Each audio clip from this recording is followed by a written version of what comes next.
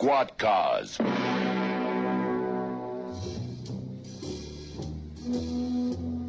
General Motors and their dealer organization throughout Southern Africa proudly bring you the drama, the danger, the thrills, and the facts when the long arm of the law travels in squad cars. The story you're about to hear is true. Details are supplied from the official case files by the South African police.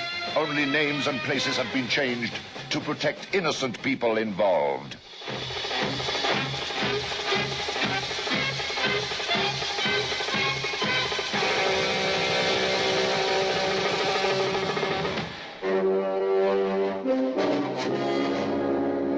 Berea, Johannesburg, August the 9th, 10:13 p.m. A grey squad car skillfully weaves its way through the nighttime traffic. The occupants are Sergeant Bill Duncan and his driver, Constable Peter Kloppers.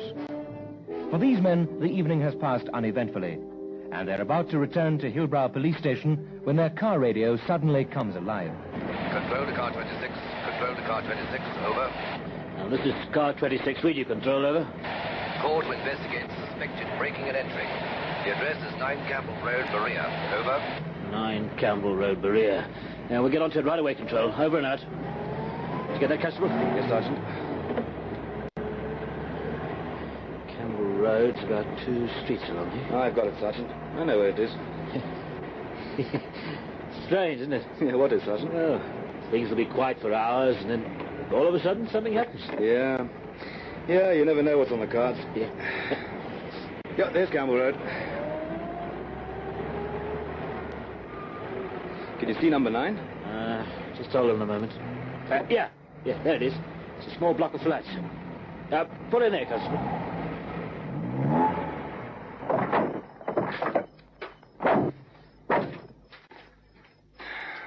Can't see anything suspicious, Sergeant. Yeah. Look over there, on the fire escape. Yeah, it's a man. He's carrying a sack. Police! Stay right where you are! Police! All right. Here is something for the police, huh?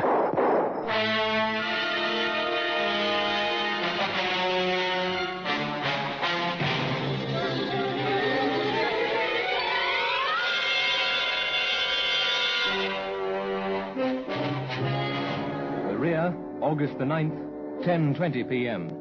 3 pistol shots erupt in Campbell Road, and the 2 policemen draw their guns in preparation for the battle that is likely to follow. Don't be a fool! Throw down that gun and give yourself up! Rodriguez never give himself up. You should know that by now. Good heavens, it's Rodriguez. The whole police force has been looking for this man. Hey, policeman! What do you think of this? Get down behind the car! Right, Sergeant. Get down! Look, I can't quite get a shot at him, Sergeant. He's hidden in the doorway there by the fire escape.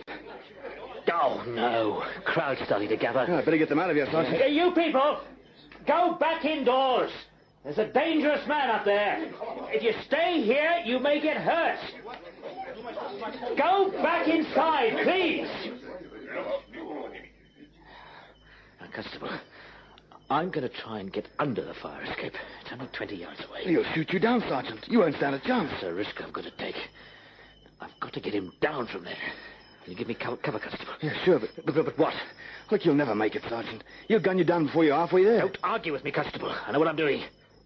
Now, you ready? I'm ready, Sergeant. All right. Wish me luck. Hey, wait. What? What is it? What's the matter? Look at him. I don't believe my eyes. He's swinging from balcony to balcony, from flat to flat like an ape. Look, I'll get him, Sergeant. No, don't shoot. There are people in those flats. Radio for reinforcements. I'll get after him.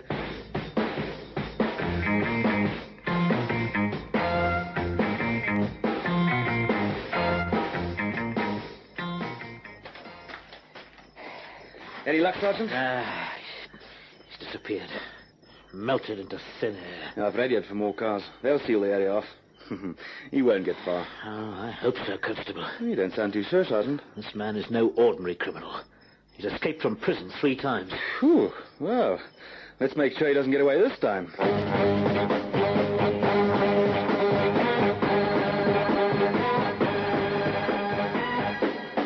In a matter of minutes, reinforcements have arrived, and they set about the task of sniffing out Rodrigues. The search, however, proves fruitless, and several hours later, the policemen reluctantly abandon the pursuit. However, the night's activity has increased the determination of the police to spread the manhunt even further. And the next morning, 2 senior officers of the CID meet to discuss the criminal. Alvaro Dario Rodrigues. Nationality, Portuguese. Height, 2 meters. Eyes, brown, hair brown.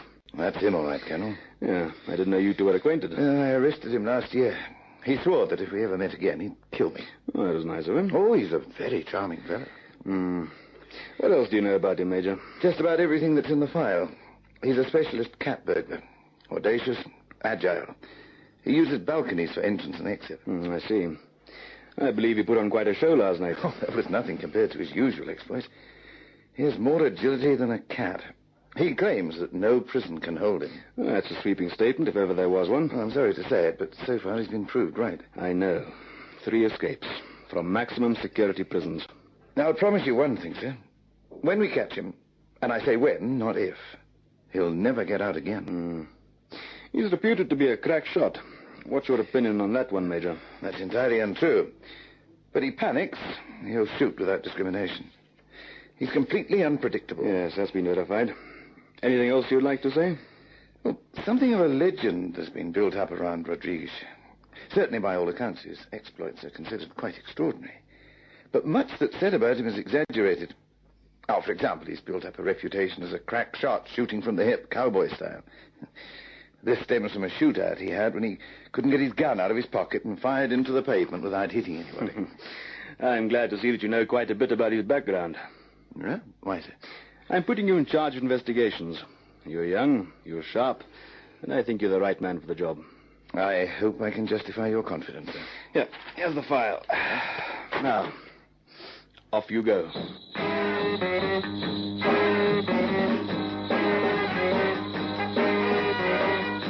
Major Crawford wastes no time in setting down to the task in hand, and his investigations lead him to several old associates of Alvaro Rodrigues. Now think, has he tried to contact you in any way during the past month? I don't know why you ask me these things. I'm going straight. I'm not see Rodrigues. I'm not want to So you look for him again. Always the police look for Alvaro, but never find him. He's a fox, that one is. If you can give me any help at all. I know nothing. I don't want to talk with you anymore. I've got a business to run. Oh, take it easy. The taxpayers pay for those doors. I'm sorry, sir. I'm just... What, dejected? Disgruntled? Nobody can tell me a thing. Or they won't tell me a thing. Where is this fellow? The city just can't have swallowed him up. Don't get so angry with yourself. Your boys haven't had much success either. Nothing? Nothing. Well, at least I'm not the only one who's been unsuccessful. He's a lone wolf. These types are always difficult to catch while they're on the run. You can't rely too heavily on informers in this case. As I've discovered. Colonel Williams? Yes, just a moment. It's for you, Major. Oh, thank you. Major Crawford? I say, bring him up, please, Constable. Well. Oh, you're looking mighty pleased all of a sudden. What is it? There's a gentleman coming in to see me by the name of Amaral. It's believed that he has information that could lead to the arrest of Mr. Alvaro Dario Rodrigues. Now, hold on. Don't count your chickens. It might lead to nothing. Oh, please, sir. Allow me this moment of optimism, even if it is short-lived. It's the first time that anyone's volunteered information. Well, just see what he says and make up your mind then. Come in. Mr. Amaral, sir. Thank you, Constable. Very good, sir. You are Mr. Amaral? That's right. My friends call me Luis. I'm Major Crawford. This is Colonel Williams. How do you do? Hello, Colonel. Won't you take a seat, please? Please, you must stop this man. He brings me trouble. I'm not wanting trouble. Rodrigues is no good. Just keep calm, Mr. Amaral. Take a seat. All right, thank you. Thank you. Last night, he come to my apartment and sleeping, and there he is. You are talking about Rodrigues. Who else I'm talking about? This is terrible, man. You say you were sleeping? See, I'm lying in bed when I start to hear noise. I don't know what time it was.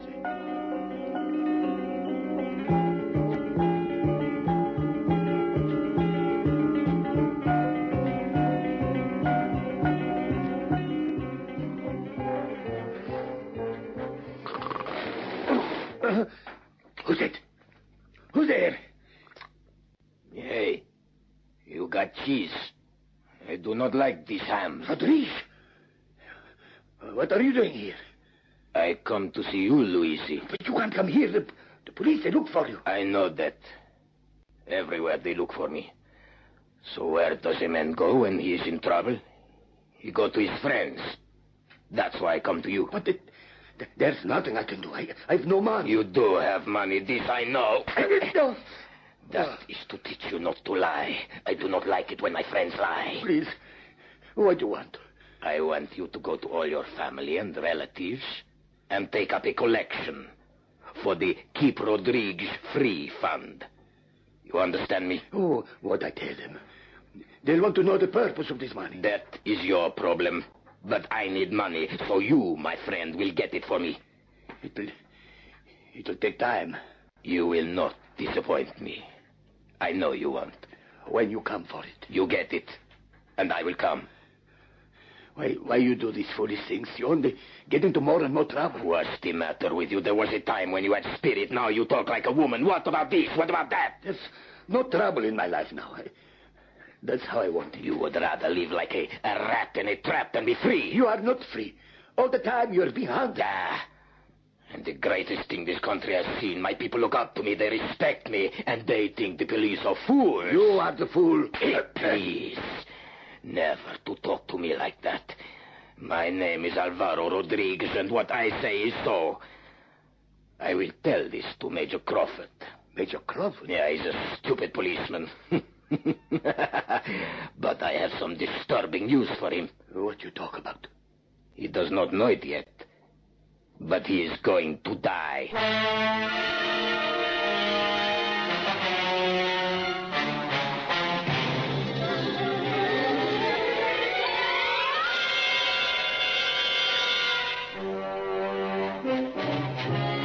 The two policemen listen in silence as Luigi Amaral concludes his story. So, that is all. You take another sandwich and go. I see. You must be careful, Major. He's going to kill you. Yes, I seem to remember his saying something like that the last time I arrested him. It's very dangerous. I know, Mr. Amaral. I know. What you do?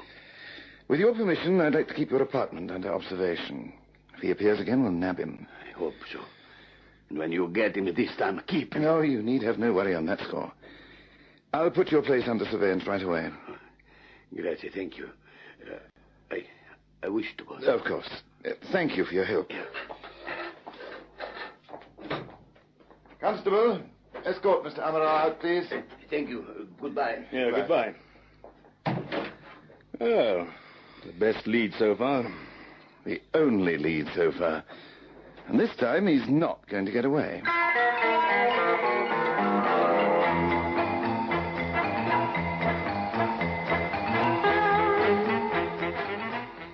Well, that's my lot for the day. I'm off to check on Rodriguez. Good hunting, sir. Thanks, Constable. Police, murder and robbery. Yeah, it's for you, sir. Oh, thanks. Major Crawford speaking. Hello, Major. How is your life? Is it good? Rodriguez. That's right. Get this call traced. We'll talk in a minute, Major. He's hung up. Doesn't want the call to be traced. He's a crafty one, sir. That's the understatement of the year. He's getting really cheeky now, phoning us at the office. Hello? Hello again. Have a good time in the next few days. Take out your wife or something. You have not got long. Swine! I wonder if he realizes that I want him more than he wants me. The difference between us is that I am a crack shot. Now listen here, you... This is Luigi Amaral. Sorry, Mr. Amaral. I thought you were someone else. I know where he is. I know Where? Dornfontein. He phoned me. He wanted me to go there and give him some money. I see. Are you at home, Mr. Amaral? Stay there. I'll be around to pick you up in a few minutes.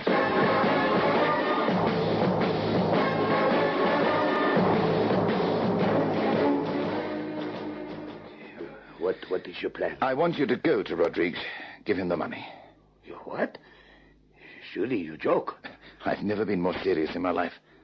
Now, I don't care how you do it, but I want you to get him out of the house, onto the street. From there, leave it to us. You sure you know what to do? At this very moment, the house is being watched by plainclothesmen. If you can get him out of the house without him suspecting anything, then we stand a good chance of taking him in quietly. That's what I want. I don't want a siege. I don't know if I can do this. Your part is simple.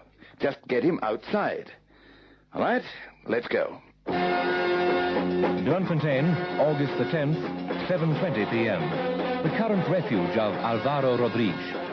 This area of shambling, derelict houses is the place where he operates best. Here, no questions are asked, and revenge can be bought for a few rand. In one of the back streets, all is quiet.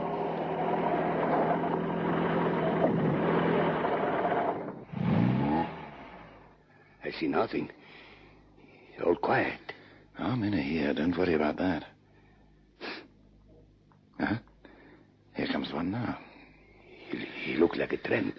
Well, he's the captain of the CID. Hey, man. Can you spare 10 cents for him? Bye. I'll drive round the corner. Yeah, check.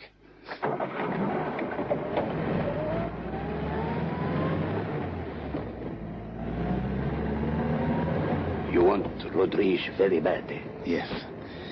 We want him very bad.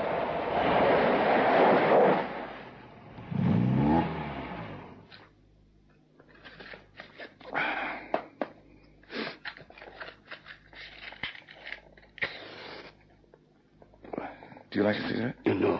No, thank you. Oh, Captain, you stink. You're taking realism a little too far. You look like a tramp, that's what I was told. What can you tell me? Well, we've got the whole house covered, sir. He hasn't moved out of there. So far, so good. Now, what do you want me to do? Shall we go in there? I know, Rodrigues. If an unfamiliar face comes anywhere near him, he'll start shooting. I've had orders to take him quietly. No one must be heard. Forgive me, sir, but don't you think that's wishful thinking? I have a plan. He knows Mr. Amaral here. He can get into the house and I hope, get Rodrigues out. Well, hope you're right, sir. Now, Mr. Amaral, I've briefed you. I know what I do. Right. Off you go. Good luck. All right, I go. Excuse me, sir, but he's a private citizen. What happens if he snaps? He might blow the whole thing. Despite his nervous appearance, I have the utmost confidence in him. Something about him. I can't quite put my finger on it. He's an ex-criminal. Louis the Frog, that's what they used to call him. That's it. I thought I knew him. He'll do his part. We'll have to do ours.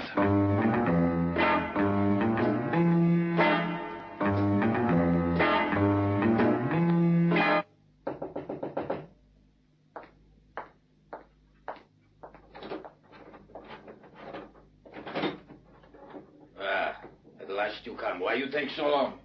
I had to make sure I was not seen. Come inside.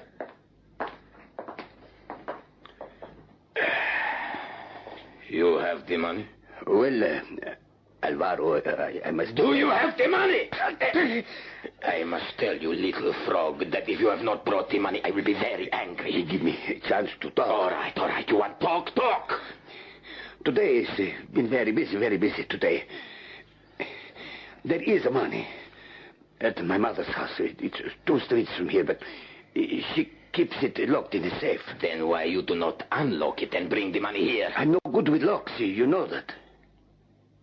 Your mother, she is at home? No, she got to stay with my sister.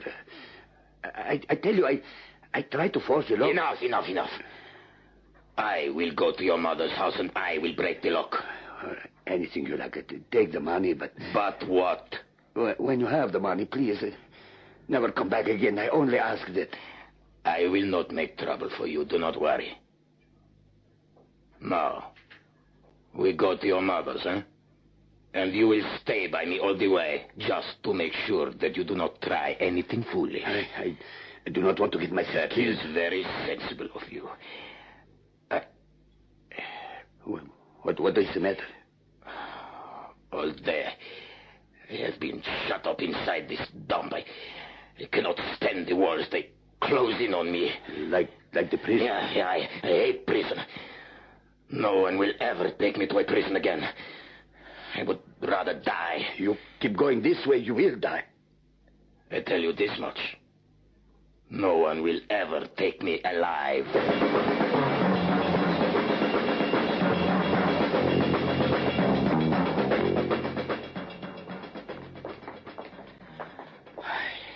It's good to be out. I feel free now. It's not far to go. Wait. Who is this coming here? Oh, it's only an old tramp. Hey, excuse me. Look, have you got 10 cents, man? I haven't eaten all of Get away from me. Now, please, man. I told you to get away. Amaral, run! What? Come on,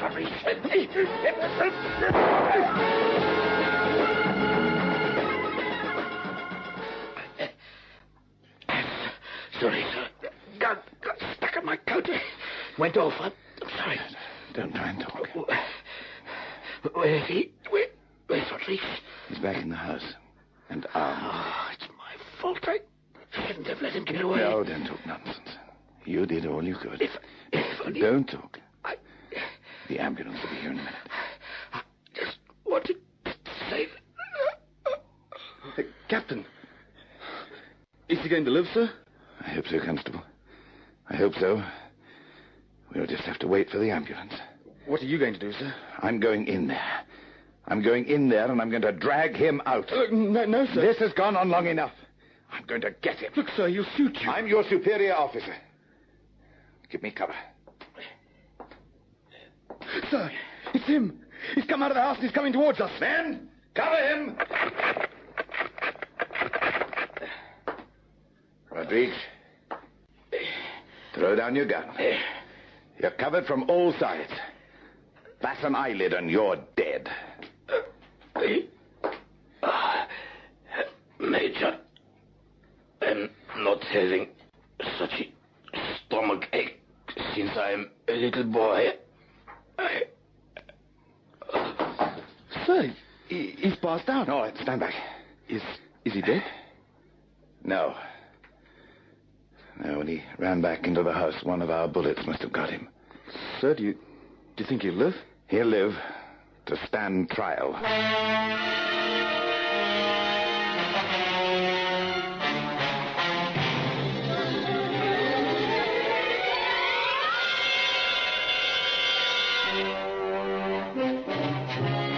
Alvaro Rodriguez did live to stand trial and was found guilty of robbery and attempted murder. He was sentenced to life imprisonment. Captain Long recovered from the gunshot wound and after a period of convalescence returned to duty. They prowl the empty streets at night, waiting, in fast cars, on foot, living with crime and violence. These men are on duty 24 hours out of every 24. They face dangers at every turn, expecting nothing less. They protect the people of South Africa. These are the men of squad cars.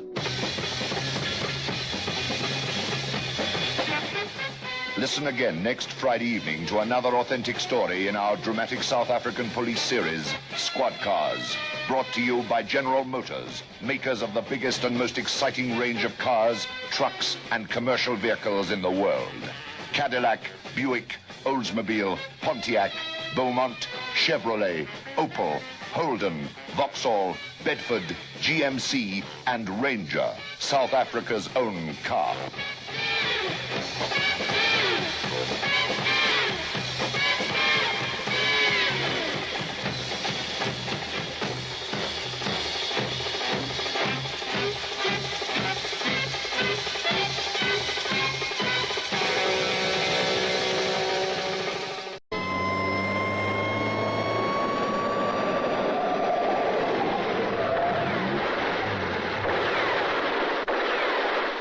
Squad Cars.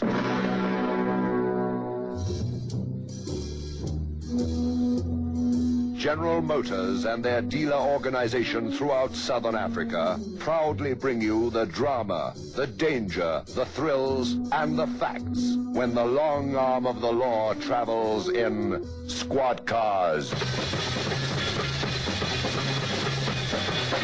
The story you're about to hear is true. Details are supplied from the official case files by the South African police. Only names and places have been changed to protect innocent people involved.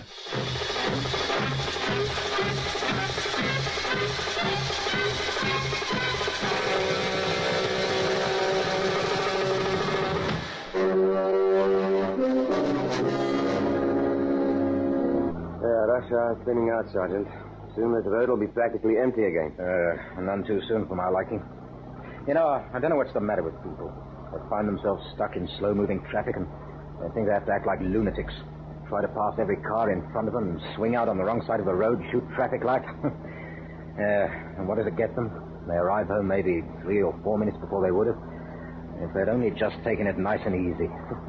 You sound like you've got a bee in your bonnet. Yeah, well, maybe I have. Well, just last week I saw a smash down on the foreshore. 3 cars. One tried to beat the lights, smashed into the other 2. 5 people taken to hospital, 2 young kids killed. And for what? Nothing. It's just the senseless waste of it that gets me. Hey, Sergeant, huh? Take a look over there. Just past the edge of those rocks. Can you see anything there? Huh? Well, just drive slowly. Yeah. I thought I saw something for a second there. Something floating in the waves. Yeah. Something black it looked like from here. It could have been just some seaweed, do you think? No, I'm not sure. It looked a bit too big for seaweed. Huh. Well, there it is again. Better pull up here. Let's take a closer look. Huh? All right, Sergeant.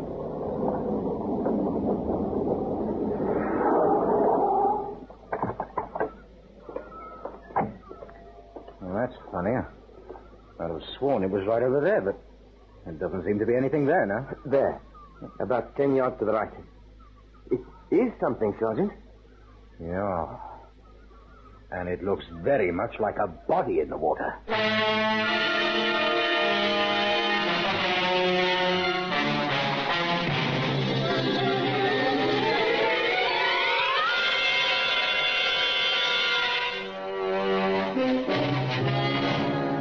Sergeant Myers and Constable Telliers pause at the edge of the rocks fringing the wash of sea, their eyes intent on the large black shape floating, bobbing in the moving swell. The area is profuse in tubular, shining seaweed, but this mass is too large for that, and a crease cuts sharply above Sergeant Myers' frowning eyes. Oh, it definitely looks too big for seaweed. That's funny. It's got that same sort of shiny look about it. You think it could be a body, Sergeant? There's something, I don't know, peculiar about it. I mean, that just might be a man's back, but... Hey, what the... We were right and we were wrong, Constable. It is a man out there, but he's alive, all right. One of those skin diver chaps floating on the surface, looking down into the water. Oh, he's just dived under again. He's wearing one of those wetsuit things, black rubber to keep them warm out there. Holds the body heat in instead of that water freezing their bones. Yeah, it is pretty cold out there. I know. I took my kids for a swim at Clifton last weekend, and they'd had enough after just a couple of minutes. It looks like he's got something. Oh, there he is, splashing about a bit further to the left now. Oh. What's he got, a harpoon or something? A spear gun, it looks like. Yeah, definitely. And now he's heading for the rocks over there, lugging something in the water. Shall we go and take a look, Sergeant? Oh, why not? Only take a minute. Come on. Hey, that's a nice-sized fish he's got there. It must be the best part of 15, 20 pounds. His wife's going to love that, having to clean that out for him. Somebody's going to be having fish for supper for quite a few nights. Hey there. Did you got the license for that thing, man? You need any help, mister? No, thanks. I can manage. Hang on, I'm coming. A pretty fancy sort of spear gun he's got. I haven't seen one like that before. And most of the others have just been the usual elastic loading kind. Well, whatever it is, it certainly gets results. That's a lovely piece of fish he's got there. You say you wanted to see my license? No, I was only kidding you. I've got one in the cubbyhole of my car. It's parked just up the road a bit, if you do want it. No, don't worry. We'll take your word for it. We saw you floating out there, and you know what we thought you were? A dead body. Well, how'd you like that? Well, I'm glad you didn't happen to be right, that's all. Yeah, that's a pretty nice piece of fish you got there. You shoot him out there just off the rocks? Yes. You'd be surprised if you saw how many fish there are down there. Oh, there are hundreds of them. Well, this is one of the biggest, though. I'd say he weighs close to 20 pounds. You know, we were just remarking about that spear gun of yours. Pretty big thing. Looks like quite a lethal piece of goods. Oh, it is. Don't worry. It works on compressed gas. This is a supercharger. Gives it that much more of a punch. I'd fancy my chances against a shark with this little baby. A shark, eh? Well, I'm just glad that I'm not the shark that sees you coming up with that thing loaded and ready, eh? Well, come on, Constable. We'd best get back to the car. Good eye, sir. Cheerio, Sergeant. I hope you have some luck with catching thugs tonight. Well, if we need any help, we'll give you a yell, eh? And just make sure you bring that spear gun with you, eh? Norman Levin, age 28, occupation insurance salesman, hobbies scuba diving and spearfishing. He strips down out of his wetsuit and carries his flippers, spear gun and face mask, together with the newly caught fish, back to his parked car. He tosses everything in the boot and then drives carefully home to a small but cheerful-looking house in Sea Point. He parks the car in the garage, carefully locking it behind him, and makes his way to the kitchen at the rear of the house.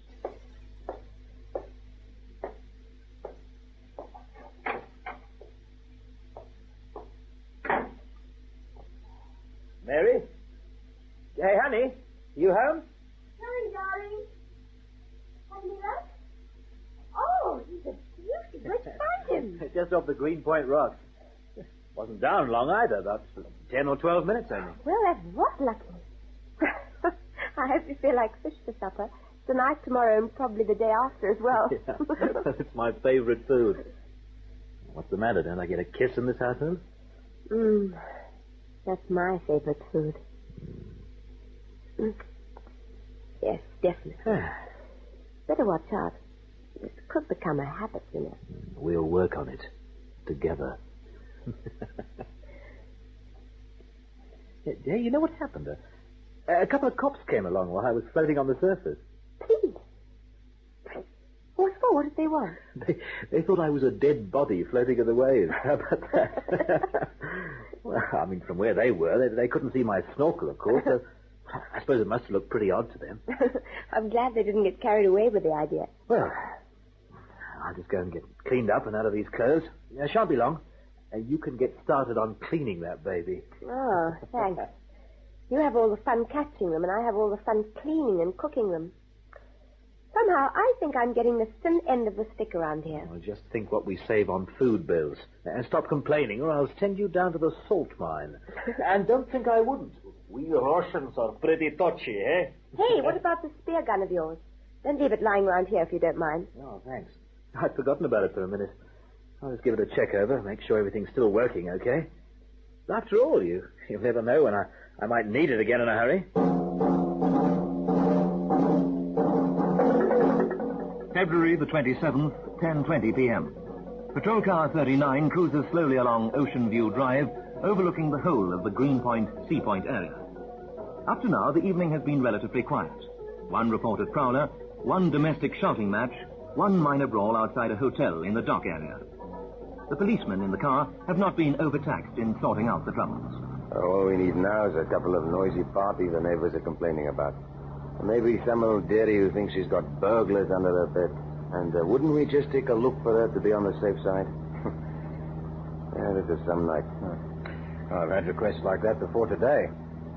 You know, we get quite a lot of calls from old people living on their own, reports about all kinds of things.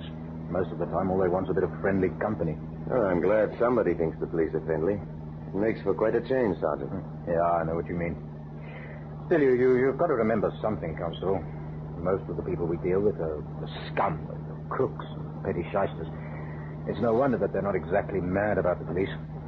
But the rest of the public? Well, by and large, they don't care. They realize we've got a job to do and that we're there to help them. You'll be polite, friendly towards them, and They'll treat you the same way. Control to car 39. Control to car 39. Come in, 39. Over. This is 39 Control. Receiving you. Over. Be on the lookout for a late model Remington sedan, color green, registration number CA46595. 3 occupants, white male. The car did not stop for a roadblock on the Paul Road early this evening. A constable on duty at the roadblock fired in the direction of the car. There may be a bullet hole in the back. Confirmed, 39. Over. Yeah, I have the details, Control. A late model Remington sedan, color green, registration number CA46595. 3 white male occupants, possibility of bullet hole at the back of the car. All right, we'll keep our eyes open for it. Over and out. That sounds like a hot one, Sergeant. Anybody doesn't stop for a roadblock, they've usually got a pretty good reason for it. Yeah. Now, we had a chase after a car in Natal a few years ago. The car crashed through a roadblock, took off towards Maritzburg. We followed them, exchanged a few shots, hit one of their tires. Now, when we nailed them, we found the boot of the car crammed with dacha. Enough to set somebody up in comfort for life. You think that's what these blokes could be doing? Running dacha? Oh, they could be doing anything. But the fact that they're quite prepared to crash a roadblock makes them dangerous, Constable. And if we do run into them, we won't be taking any chances.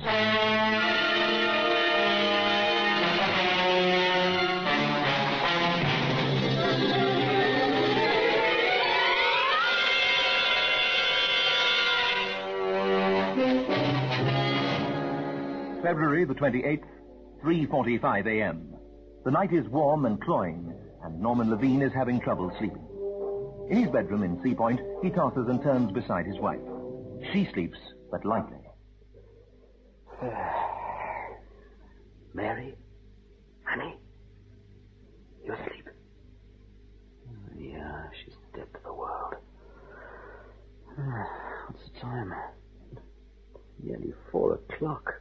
Oh, lovely. Miss Rachel will still be lying, tossing around like this until dawn. Come on, try to relax. That'll work the trick. Hey, what the heck was that? Sounded like a glass breaking outside. Window in the front of the house, maybe. Burglars. Phew. I'd better do some quiet checking on this. Try to get out of bed without waking Mary.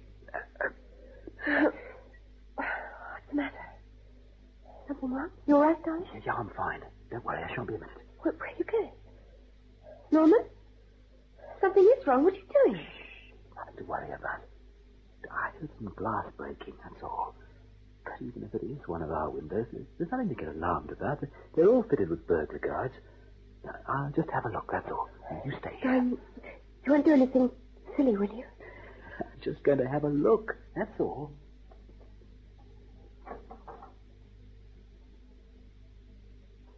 Quietly now, Levin. Just take it easy. Your eyes are used to this darkness. You don't need to switch on any lights. Let's see now. If anyone was trying to break in, they'd more than likely be trying one of the side windows in the lounge. Plenty of shelter for them in the driveway. Let's have a quiet shifty in here. Stop and listen. Easy now. No. Not a sound in here. All the windows look okay to me. Nothing broken. Where else? Bathroom, maybe? Doesn't seem likely. Let's take a look just to be on the safe side. Good time of the morning for someone to try and break in there. Most people will be sleeping like logs at 4 o'clock. Maybe it was lucky for you you had a bit of insomnia. Now, let's see if we've got anyone trying anything in the bathroom. The door's not locked. Just swing it open. Yeah, window's okay. And wherever that glass was broken, it wasn't in here, chum.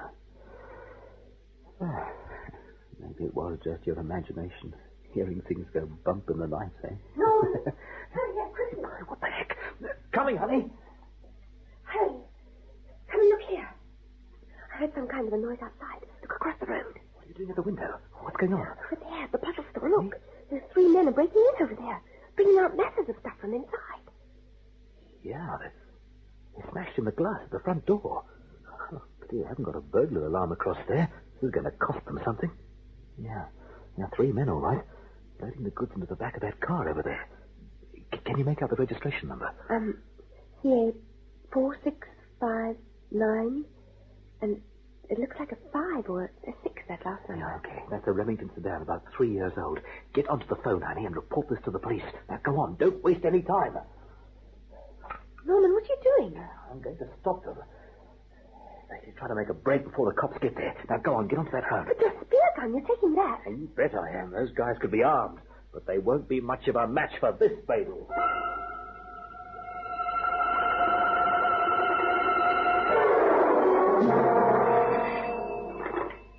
Police, Constable Galport. Hello, is that the police? That's right, madam. I want to report someone breaking into a bottle store right across the road from us. 3 men. May I have your name, please, madam? My name? What? Oh, Levin, Mary Levin. But please send someone. You see, my husband's gone Your out. address, please, Mrs. Levine. 32 Sidley Road, Sea Point. The bottle store's called Harper's Bottle Store. It's directly opposite us. You say there are 3 men involved. Yes, and they're loading the cases into a car parked next to the pavement right outside the front door. It's a Remington car, about 3 years old, I think, and the number's CA 46595 or 46596. I can't make it out too clearly from here. Please hurry, will you? My husband's out in the garden keeping watch on them, and I don't want him to get hurt. Right, we'll have a car there in a couple of minutes, Mrs. Levine. Don't worry. Car 39 is now patrolling in the Bantry Bay area. A few lights burn in windows of the seafront blocks of flats, but there is no other sign of life on the deserted streets. Constable Cilliers yawns as he gently turns the car around the corner. Oh, bad, Sergeant. This is one of the most boring nights I've ever spent on this kind of duty. Yeah, I wish something would happen. Oh, don't push your luck, Constable. The quieter it is, the better I like it. Who needs crime, anyway? The less trouble we have, the less trouble anyone else is having. That's something you can afford to keep in mind. Yeah, I suppose you're right. But it doesn't make our lives very interesting. Control to car 39. Control to car 39. Come in, 39. Over. This is 39 Control. Receiving you. Over. Proceed at once to Sidley Road, Sea Point. Harper's Bottle Store, opposite number 32 Sidley Road. We've just had a report of 3 men breaking and entering. They have a car parked outside. Hang on just a second. Now, what's wrong with you? Hold it, Constable. This could be important. I've just checked on the observation list. The car these men are using is the same one that crashed through that roadblock on the Powell Road. Remington number CA 46595 or 46596. It's the same one, all right. Over. All right. Message received, Control. We're on our way. Over and out. Oh, come on, Constable. It looks like you've got your wish. Get this wagon turned around and head back to Sea Point. Sidley Road. That's the one just this side of the Majestic Bioscope, isn't it? That's across the main road? Yeah, that's the one. We should be there in 2 or 3 minutes at the latest. Come on. Get this thing moving. 3:52 a.m. Norman Levine has slipped on black jeans and a black turtleneck sweater. He has crept quietly out of the kitchen door of his house and now moves silently and all but invisibly in the dark shadows of the garden. In his hand, he carries the gleaming, highly lethal-looking spear gun used that evening for hunting down his supper. But now Levine is after much more dangerous game. The scramble. These footsteps sound like hobnailed boots. They're making such a racket. If those characters across the road haven't heard anything, they're probably making such a noise themselves they wouldn't hear any sound this far away. How far is it across the street? Oh, maybe 40, 50 feet. Not much more than that. It'll take me just a few seconds to get over there if I have to. Phew. Something you hadn't bargained on, Levine. Oh, the cops in that car around here pretty quickly. Much better if they sort those guys out themselves. What are you going to do if they pull out before the law arrives? I'm going to take it easy now. I'll think it out carefully. You can't just jazz across there and try and hold them up with a spear gun. If any of them are armed, then that's just asking for trouble. Oh, a car. That's the answer. If they do finish up over there and start to drive away, you can blast open one of their tires. Yeah, that'll do the trick. They won't get very far without a rear tire, chum. And you won't be placing yourself in any danger either. Now, come on. Just get down next to the front gate. Keep behind the pillar. Perfect. Then whip the gate open and be across next to their car in 4 or 5 seconds at the most. Won't have time to pull away before then. Now, how are they doing? full by now. They're loading crates into the back seat of the car. Whiskey by the looks of it. They won't be much longer at it, that's for sure. Just another couple of minutes, I'd say, if that. Better check that spear gun. Yeah, everything's okay. Loaded. Compression set. Safety off. Now, with this supercharger, you'll rip that tire to shreds. I need to do a quick duck away from them before they get out of the car and after you. Phew. Come on, policeman, come on.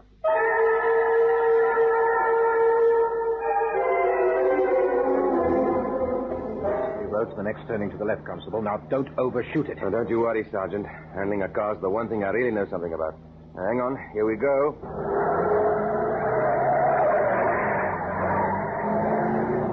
I seem to remember a bottle store about 2 blocks down. Must be the same one. Yeah. Now, we've just passed number 8, and the bottle store's on this side of the road. Now, there's a car down there, all right. Parking light's on, facing this way. Oh, that must be them. Now, remember now, these men are more than likely dangerous. Get your gun ready. It's ready. They try to make a run for it and split up. Pick one of them and chase him down, all right? And don't fire unless you absolutely have to. All right, Sergeant. Here we go.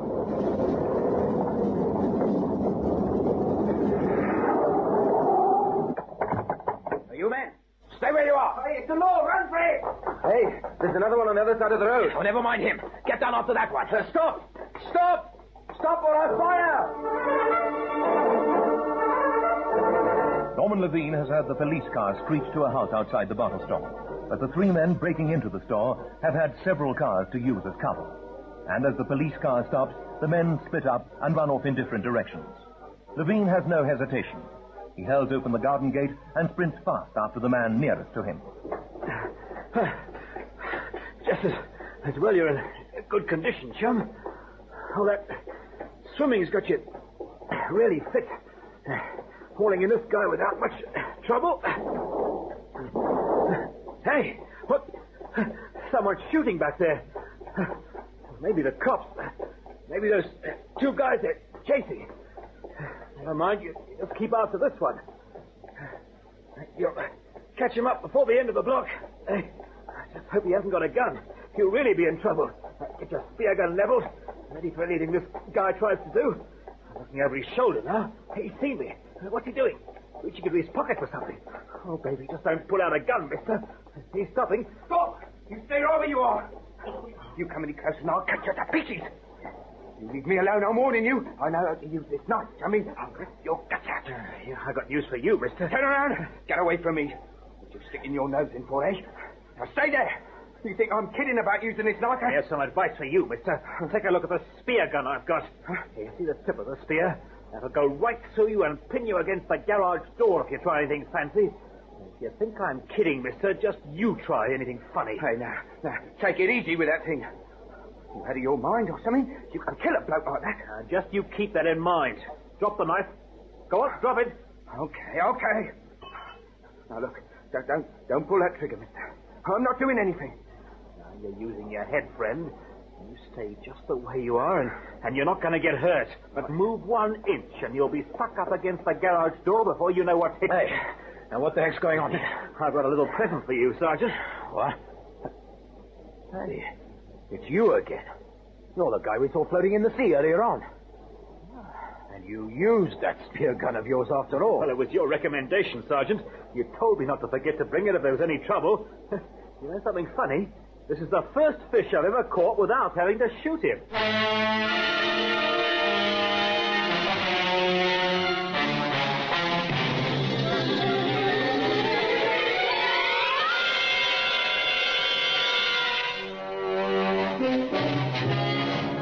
Men were arrested and charged on a number of counts, including breaking and entering, resisting arrest, possession of unlicensed firearms, failing to stop at a roadblock, and car theft. At their trial, they were found guilty on all counts and sentenced to substantial terms of imprisonment. Norman Levin was complimented by the magistrate on his bravery and sense of public duty. They prowl the empty streets at night, waiting, in fast cars, on foot, living with crime and violence. These men are on duty 24 hours out of every 24. They face dangers at every turn, expecting nothing less. They protect the people of South Africa. These are the men of Squad Cars. Listen again next Friday evening to another authentic story in our dramatic South African police series, Squad Cars. Brought to you by General Motors, makers of the biggest and most exciting range of cars, trucks, and commercial vehicles in the world. Cadillac, Buick, Oldsmobile, Pontiac, Beaumont, Chevrolet, Opel, Holden, Vauxhall, Bedford, GMC, and Ranger, South Africa's own car.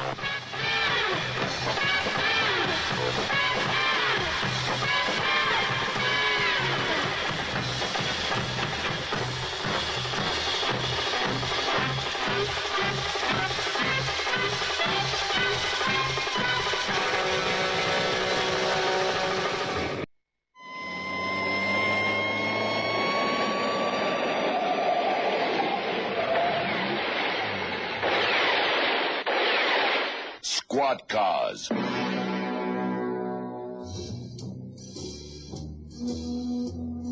General Motors and their dealer organization throughout Southern Africa proudly bring you the drama, the danger, the thrills, and the facts when the long arm of the law travels in Squad Cars. The story you're about to hear is true. Details are supplied from the official case files by the South African police. Only names and places have been changed to protect innocent people involved.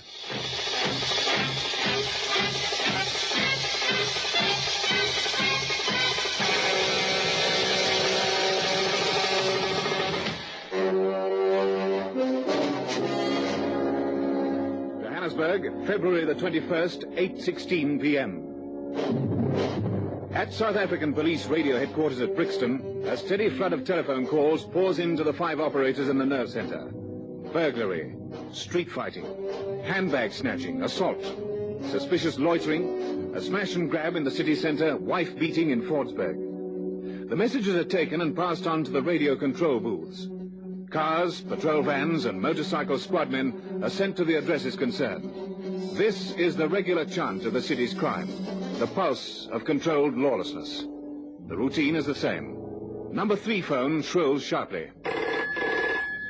The flying squad, Constable Marie speaking. Hello, is that 3-0? Is that the police? Yeah, police here. Listen, my daughter, they've taken my daughter. Your name and address, please, sir. You don't understand. You've got to send someone right away. We will, sir. Your name and address, You're please. wasting time, man. You don't understand. We've got to know where to send the car, sir. Oh. Your name and address, please. Oh, yes, of course. Sorry, my name is Hines, George Hines.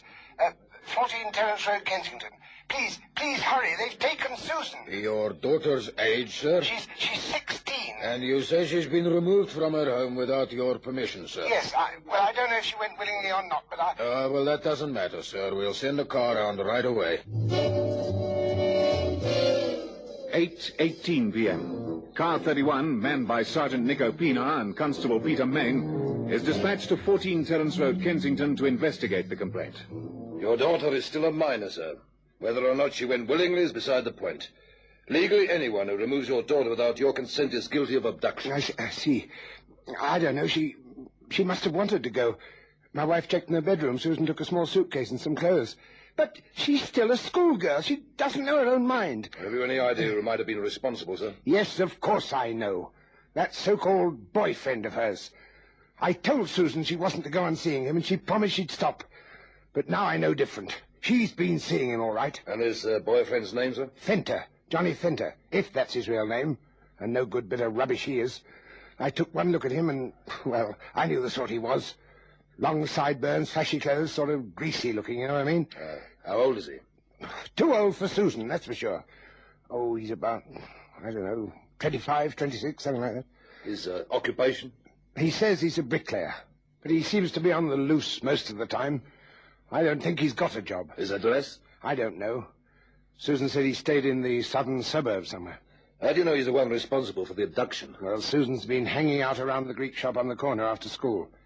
She and some school friends of hers go down there and drink cool drinks and look at those photo storybooks. Fenter picked her up there this evening. You checked on this, sir? Of course I did. When she didn't come home for supper, we started without her. Wouldn't be the first time she's missed a meal. I don't know what's got into her, Sergeant, this wild streak of hers. She doesn't get that from me or her mother, I can tell you. Disobedient, staying out late, thumbing her nose at us. She's been missing a lot of school lately, too. That Fenter's influence, you can be sure of it. Well, anyway, about 7 or 7:15, my wife started phoning her school friends. And one of them said they'd been at the Greek shop, but she'd left Susan there when she went home for a supper. Well, I went down there myself and I spoke to the owner. He said he'd seen Susan leaving the shop and getting into a car with Fenter and another man. He said he wouldn't have noticed it, except Susan was looking jumpy and scared. When Fenter came into the shop, she just about ran out with him. I see. Did he happen to notice what kind of car it was? Yes, he did. 2-tone green Buccaneer, Joburg registration. But he didn't get the number. He said the car pulled away too fast. Was it Fenter's car? Have you seen him driving one like that before? No, never. Oh, he only came round here twice. Oh, about a month ago, before I told Susan to stop seeing him. And both those times he had different cars. Can you give us a description of him? Well, I told you, sort of greasy-looking, flashy dresser, long sideburns. His hair's dark brown, and he's about 5'8", I suppose. Weedy-looking, on the thin side. Expect he weighs about 130 or so. Greenish eyes, I think, or maybe blue. Could even be grey. I didn't pay much attention at the time. You don't know who the other man in the car was? No. I asked the Greek about him, but he said he didn't get a good look. Fenter was driving, and Susan got in the front seat. The other man was in the back. All right, Mr. Hines. We'll put out an alert on this man. And don't worry, we'll get your daughter back to you. 8:29 p.m.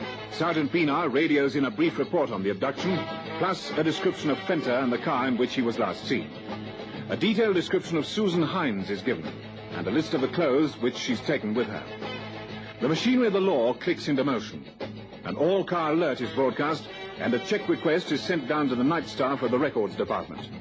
Within minutes, detailed information on Fenter, his home address, physical description, known criminal record, and known associates is on its way to Brigadier Dalton Kemp, in charge of the squad handling such cases. The Brigadier swiftly assesses the situation, and his finger jabs at the dial of a telephone. Radio headquarters, Captain Dupasani speaking. Brigadier Kemp here. I've got a report here, radioed in by Sergeant Pienaar in car 31. Abduction case. We've got a file on one of the men believed responsible for it. He's got a record for car theft, among other things. Have you got the list of stolen cars with you? Yes, Brigadier. Right in front of me, sir. Check on a Buccaneer, Captain. Late model, 2-tone green. Probably stolen sometime late this afternoon or early this evening. Just a minute, please, sir. I'm checking the list right now. Yes, here we are, sir. A 1967 two-tone green Buccaneer stolen from a parking bay in Nugget Street between 5 and 6 o'clock this evening, sir. Registration number TJ212119. TJ212119. Right. Can you link me with radio contact to car 31? I'll organize it immediately, sir. The highly complicated radio setup operating from Brixton Radio Headquarters is designed to cater to emergencies of this nature. Immediately, radio contact between radio control, car 31, and the transmitter receiver in Brigadier Kemp's office at Commissioner Street Headquarters is established. Control to car 3131. Come in. Over. Car 31. Receiving your control. Over. Stand by. Brigadier Kemp wants to contact you. Control to Brigadier Kemp. Come in, please. Over. This is Brigadier Kemp. Records Department has supplied us with details on the suspect in your abduction case, Sergeant. John Conrad Fenter, age 27, weight 132 pounds, height 5'8", dark brown hair brushed back from forehead, long sideburns. Record of 2 cases of car theft, 1 suspected armed robbery, 1 assault with a dangerous weapon, 2 convictions, has served sentences at Pretoria Central, Cape Town, and Paarl. Has been in the company of David Charles Marshall in various Boysons and Troyville bars. Home address 36 Mulder Road, Boysons. Repeat, 36 Mulder Road, Boysons. If this is the man we want, he's probably responsible for a car theft this evening. 2-tone green Buccaneer. TJ 212119. Repeat, 212119. I haven't got a description on Marshall yet, but that should be enough for you. We've put out an all-car alert on Fenter and the girl. You're the nearest car to Fenter's home address. Check it, please. Over. Message received, sir. Over and out. 9:12 p.m. Car 31 races to Boyson's and pulls up at number 36 Mulder Street. Sergeant Pienaar and Constable Main question suspect Fenter's mother, who informs them that her son hasn't been home in several days. She has no idea as to his present whereabouts. At exactly the same time, a car speeds down N Street Extension, heading past Kazerny Station towards the Heidelberg Road. The car is a 67 two-tone green Buccaneer, driven by John Fenter, with Susan Hines and David Marshall as passengers. David Charles Marshall, 29, 5'10", 151 pounds, green eyes, blonde hair, record of housebreaking and theft, armed robbery and assault with a dangerous weapon.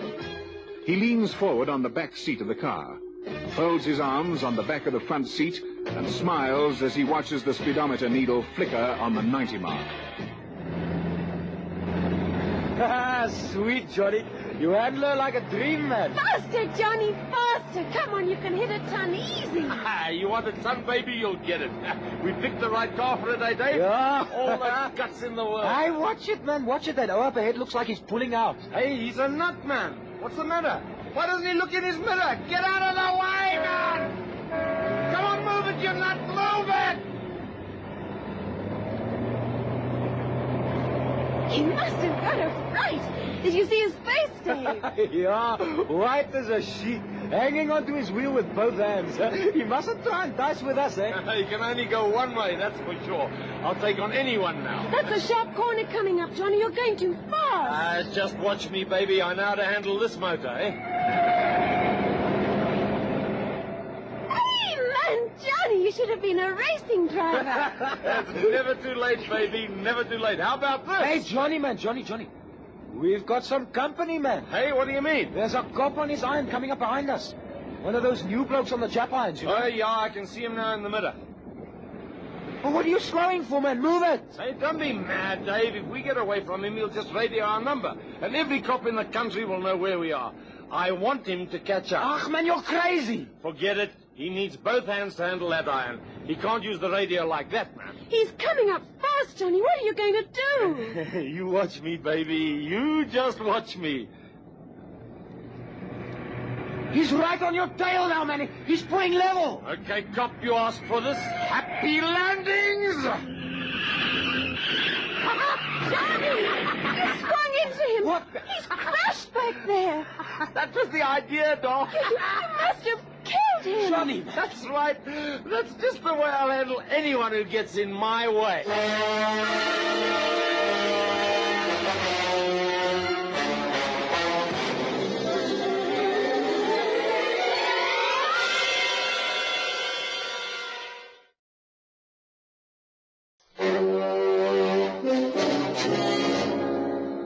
Johannesburg, February the 22nd, 11:10 a.m.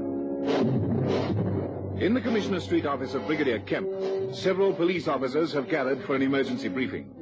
The Brigadier's face is drawn and strained from the lack of sleep the previous night. The harsh morning sun casts angular shadows, throwing the faces of the men into sharp definition. Two things, gentlemen. First, a report from the hospital. Constable Marais is still in a critical condition, but he insisted on dictating a report on last night's happenings. He spotted a two-tone green car that looked like a Buccaneer heading south on the Heidelberg Road. He gave chase and identified the car as the stolen vehicle in question. The car slowed down and then, as he drew alongside, deliberately swerved into him. There can be no doubt about that. He saw the driver swing the wheel. Constable Marais lost control of his machine and was thrown to the side of the road. He only regained consciousness several hours later. What was the extent of his injury, sir? Both arms and one leg broken. 3 broken ribs. Suspected fracture of the hip. Multiple abrasions. If he hadn't been wearing a crash helmet, his skull would have been split open. As it is, he's certainly been concussed. He was operated on this morning. We'll have to wait for him to come round again before the doctors issue another bulletin on his condition. What are his chances, sir? Not good. At best, 60-40 against his recovery. And I need hardly remind you, gentlemen, that that was a deliberate attempt to kill him. Any results from the roadblock, sir? Negative. We know that Fenter has spent several holidays in Durban. We also know a lot of the people he's been mixing with down there. It seemed logical to assume that he would head in that direction again. And the fact that he was on the Heidelberg Road late last night confirms that. Roadblocks were set up just after Heidelberg, before the Free State turnoff. But that was only at 9:45. Constable Marais spotted the car at about 9:15, and he says they were traveling extremely fast. It's possible that they beat us to it. And in the light of the second item, we must assume that they did so. The second item is this. A two-tone green Buccaneer was found abandoned in Durban early this morning. The license plates have been removed. But there is no doubt in my mind that this is the stolen car. In that case, the people we want are almost certainly hiding out in Durban.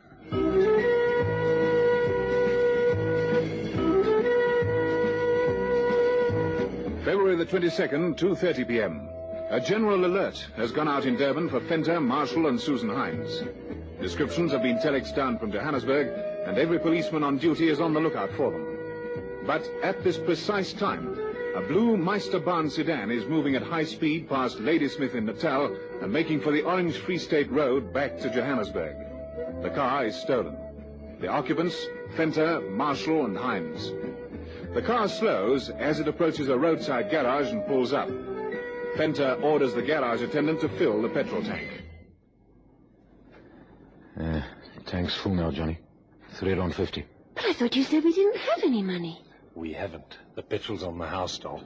And he's going to donate a few rand to a needy cause. Us. Yeah. Check the oil, boss. Yeah, do that, please. Now, there's a spanner on the floor, Dave. Use that. I'll keep him occupied on this side and you go down to the front, okay? Okay, Johnny. Dave, you won't kill him. Relax, doll, relax. I'll just put him to do the buys, eh? Okay, let's go.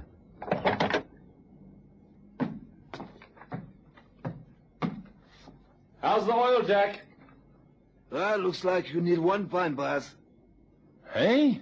Let me look at that dipstick. 1 pint, boss. Maybe 2. You can see... I got him, Johnny. He's out like a light. Check his pockets. I'll clean out the money bag. Right. Let's see.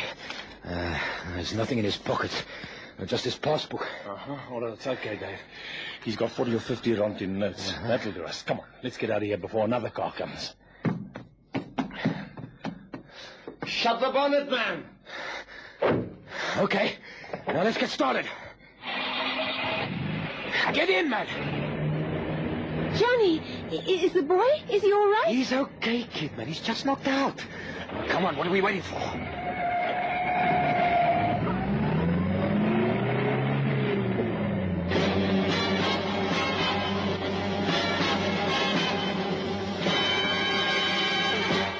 Leaving the garage attendant lying unconscious behind them, the fugitive trio heads northwards, through the Orange Free State and back into Johannesburg.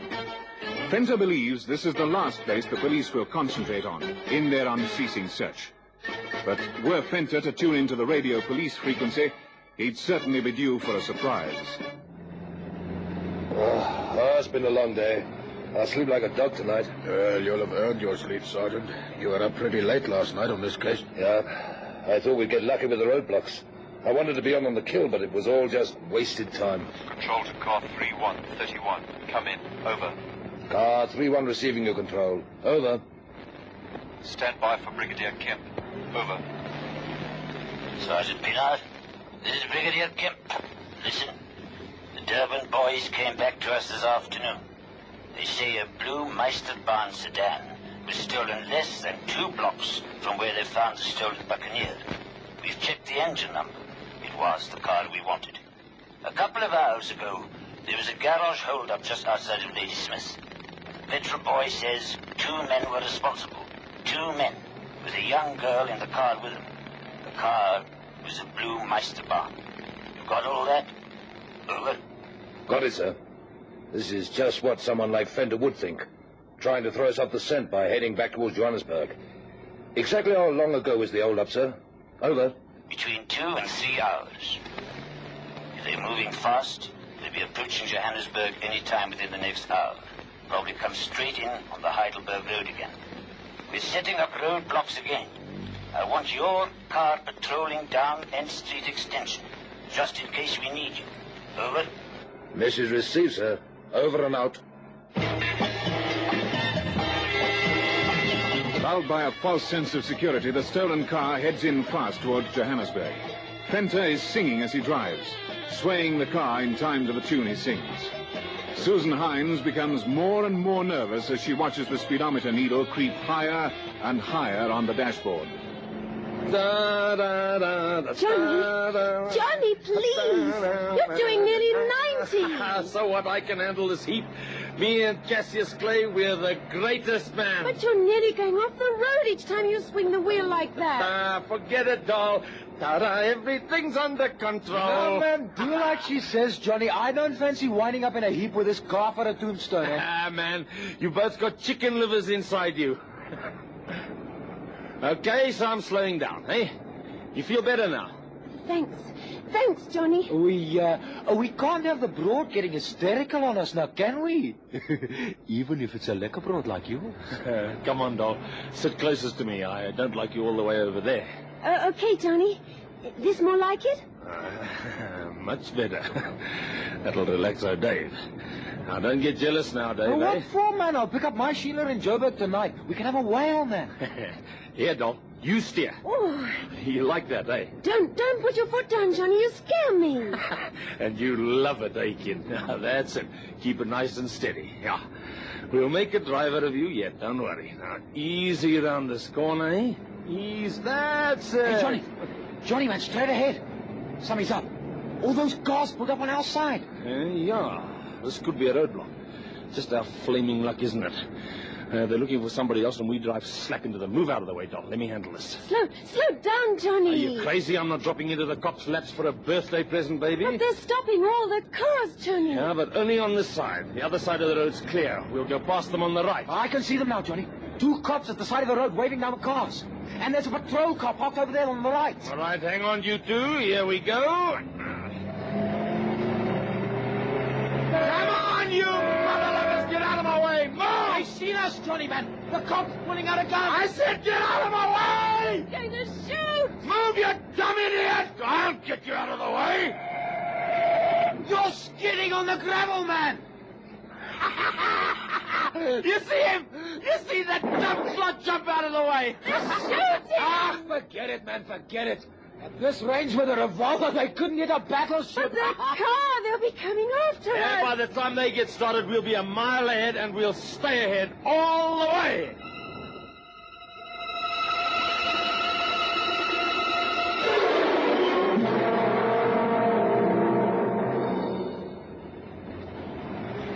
Control to car 3131. Come in. Over. Car 31. Read your control. Over. Suspect car crashed through roadblock outside Alberton.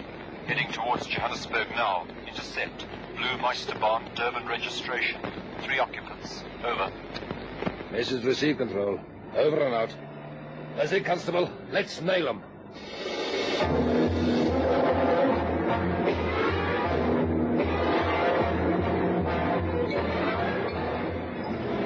Johnny, please! You're going too fast! You're going to kill us! Shut up! You think I want them to catch us? Well, I've got news for you, chum. I can see that cop car coming up behind us now. Eh? But they can't be, man. I'm doing over 100. Then they must be doing more than a ton.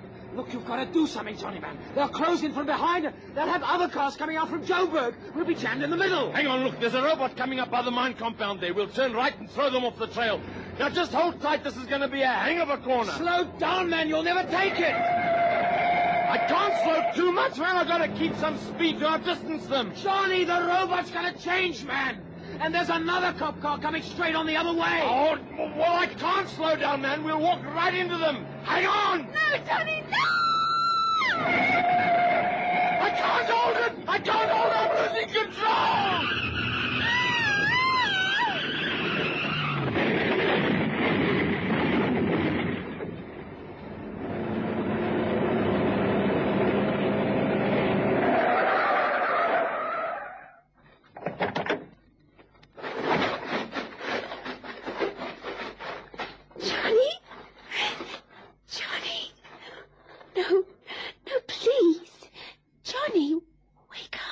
Constable, get him out.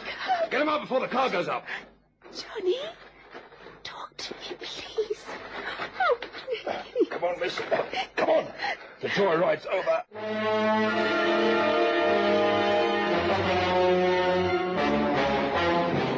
David Charles Marshall sustained severe spinal injuries as he was thrown forward against the rear of the front seat. Flying glass lacerated the face of Susan Hines, leaving scars that she'd carry for the rest of her life. Both Venter and Marshall later stood trial on charges of abduction, car theft, and robbery with violence. They were sentenced to 10 years imprisonment with hard labor. Susan Hines was bound over in the care of her parents. They prowl the empty streets at night, waiting, in fast cars, on foot, living with crime and violence. These men are on duty 24 hours out of every 24.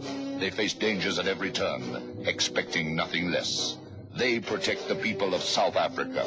These are the men of Squad Cars.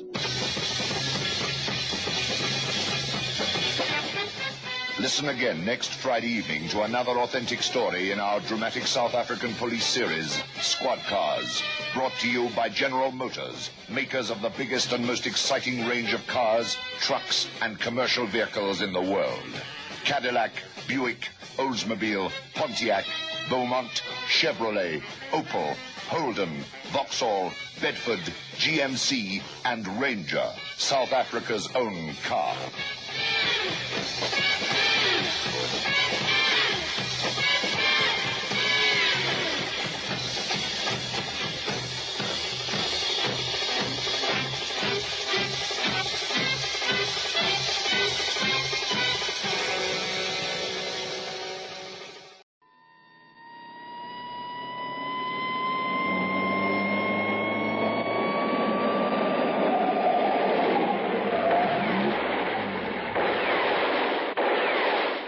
Squad Cars.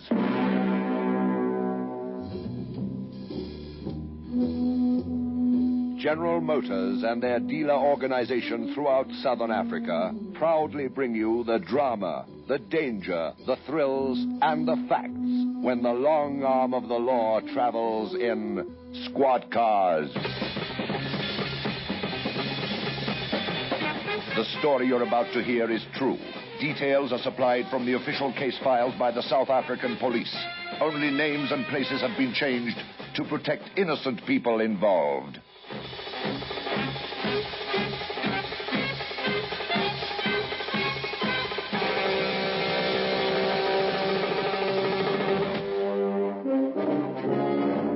Thursday, June the 7th, 6:42 p.m. Car headlights throw beams of illumination on the Heidelberg Road leading out of Johannesburg. The traffic is moderately light. The heavy rush hour traffic has thinned, and the cinema crowds have not yet begun. One car, moving slowly, approaches a belt of trees at the side of the road. We're coming to the side road now, Johnny. About 50 yards up on the left. It's all right. I remember it. Things look different tonight. I didn't want you to go past the tunnel. Better slow down, Johnny. There it is. Just the way I remember it. You were worrying for nothing, Martin. Well, I wasn't worried. I just want everything to go off the way we planned it, that's all. So why shouldn't everything work out that way? No reason. I hope your car's all right. It'd be lovely if we found somebody to swipe the wheels or something. It'll be all right.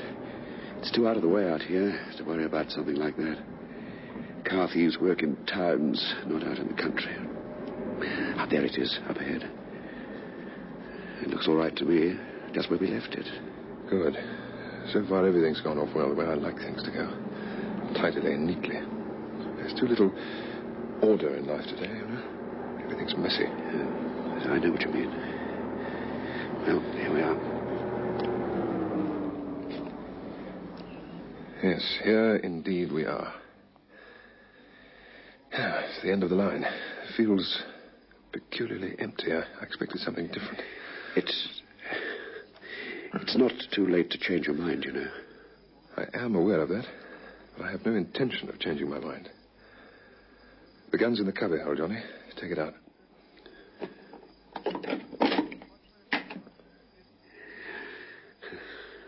.45. Sure big enough. This way there'll be no mistake. It'll only need one shot. I took that very much into account. Well, you ready, Johnny? Yes, I'm ready. Look, Martin, I mean, are you sure about this? It's what you really want. Don't be ridiculous. I planned this entire thing out to the last detail. Of course it's what I want. Okay. I just wanted to make sure, that's all. All right, Johnny. Go ahead. Kill me.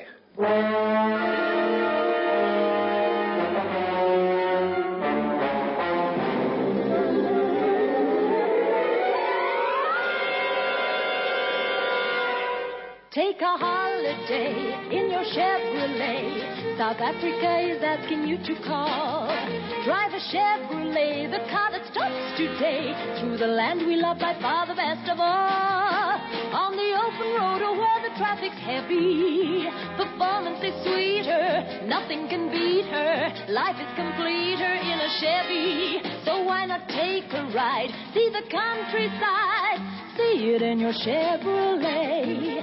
1970 Chevrolet. It's your most powerful reason for going automatic. Bigger big sixes. Vivid new V8 power. Consider yourself spoiled by new power on the grand scale. Consider yourself promoted to executive suite luxury. Chevrolet Constantia and Commando for 1970. Consider yourself. Chevrolet does. So why not take a ride? See the countryside.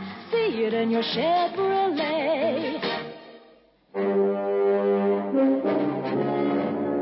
Friday, June the 8th, 9:20 a.m. Patrol van number 87 has just left a mine compound a few miles outside Johannesburg. At the wheel is Constable Balthazar van Vuren. Beside him sits Sergeant Nico Barnard. They've been investigating a report of theft at the South Magaliesdrift mine. Now the patrol van heads back towards Johannesburg. That's us a bright start to the day, Sergeant. We must have questioned at least 50 of them. 53 exactly. None of them knows a thing about any thefts. There's a couple of them who are lying. We'll sort out everything once we get those statements in detail. Well, how do you know they were lying? I've been on the force for 16 years, Constable. You develop a nose for things like that. Control to van 87. Control to van 87. State your position, 87. Over. 87 to control, 87 to control. We are proceeding north on Durban Road, over.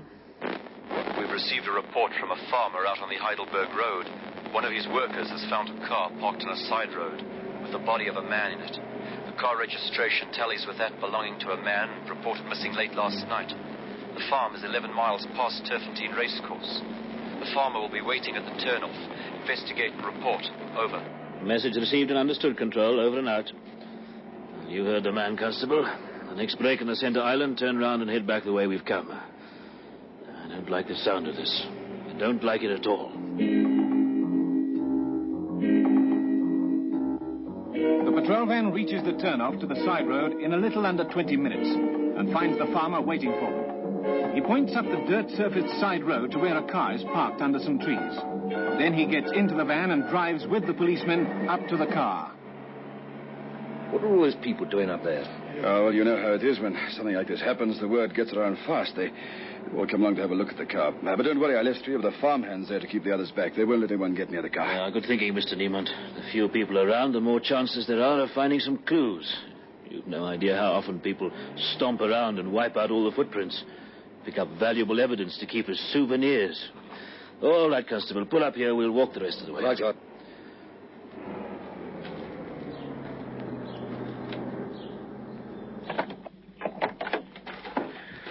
Just stay here, please, Mr. Niemont.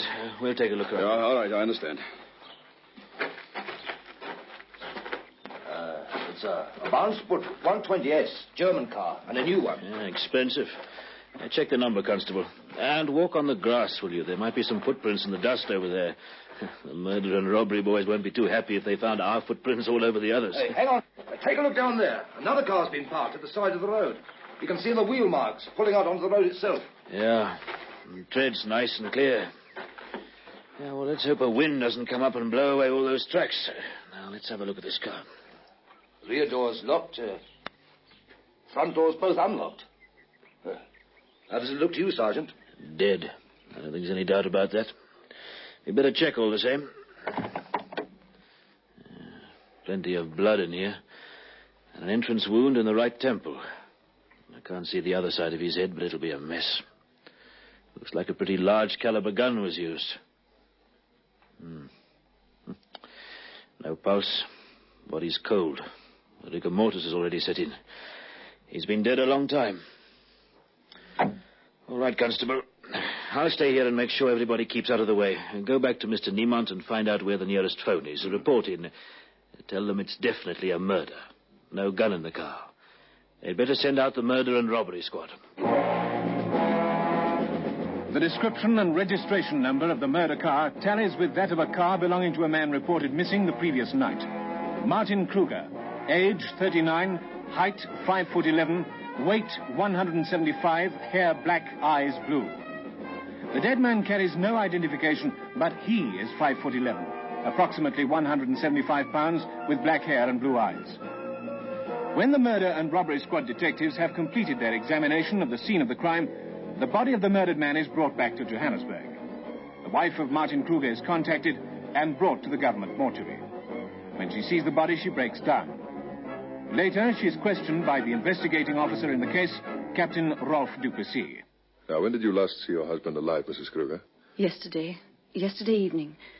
At about 6 o'clock, I think. Maybe 15:15. I didn't notice the time particularly. Where was this? At home. We have a house in Hyde Park. Do you know where he was going?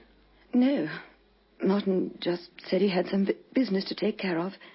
He never talked to me about that sort of thing. What sort of business was he in? Lots of things. Property, mining, jewelry. We're well off, you see. Martin had mineral rights to a lot of land in Southwest. When they discovered diamonds up there, he sold the rights for a lot of money. He's been investing and speculating since then. He must have done well. We've never wanted for anything. Where is your husband's office? He doesn't have one. He's always conducted any business he had from the house. Then he'd meet people in hotels. Everything was very casual. I see. So you don't know any of his business associates, then? No, not really. You might speak to his lawyer, Solomon Stein. He'd probably know more about that sort of thing. Yes, I'll do that. What about personal enemies? Do you know of anybody who might have wanted your husband killed?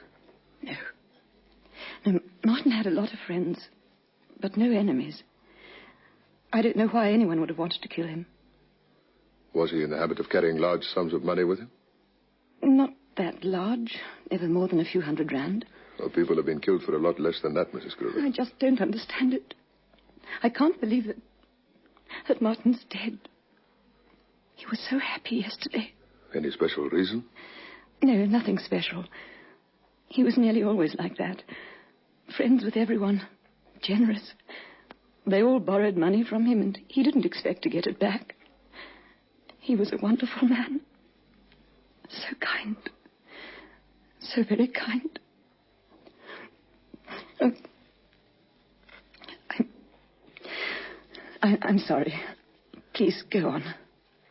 Apart from Mr. Stein, do you know of anybody else who might be able to help us in our inquiries? Any people with whom your husband associated in business? Any particularly good friends?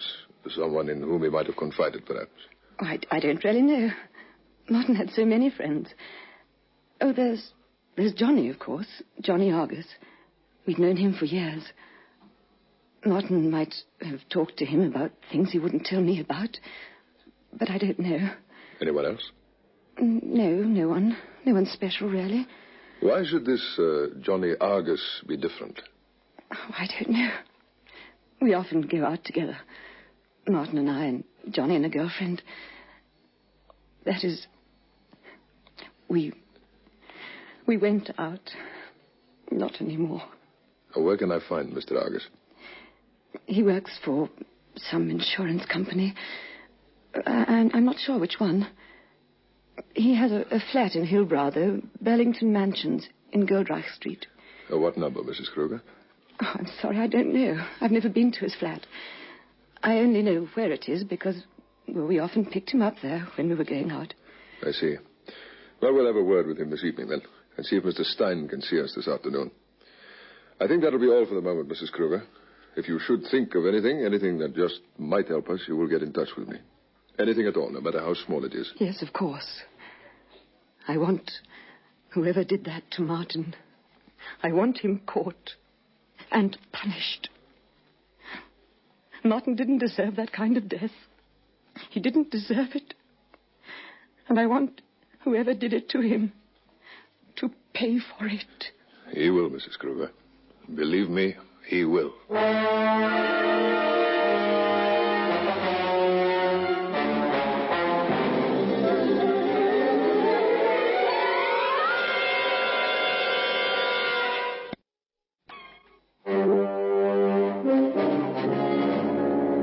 Friday, June the 8th, 3:20 p.m. Captain Duplessis telephones Solomon Stein, Kruger's attorney, and makes an appointment for that afternoon.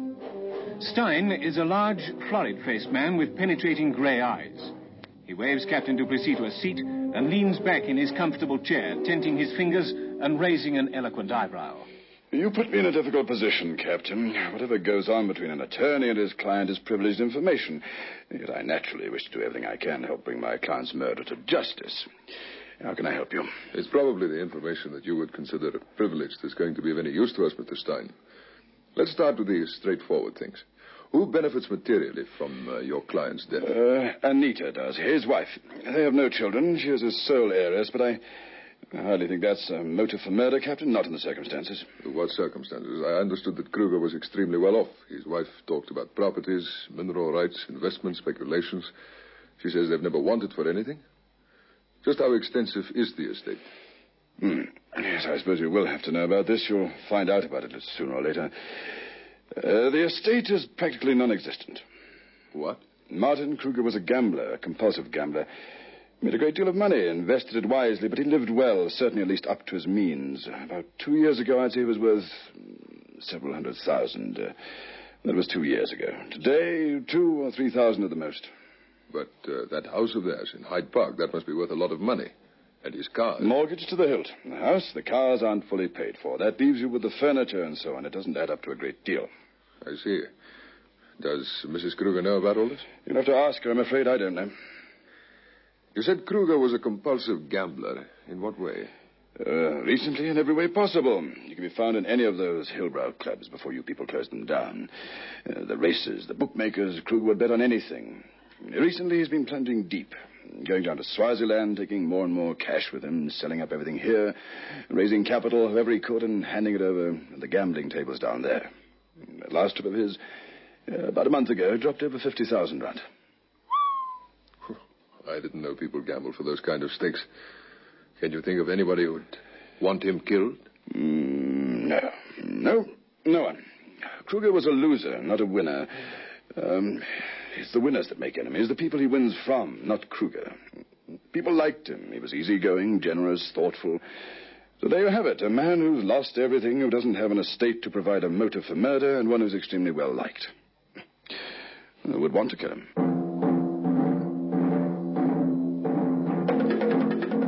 That evening, Captain Duplessis goes to Hillbrow, turns into Goldreich Street, and finds Burlington Mansions without any difficulty.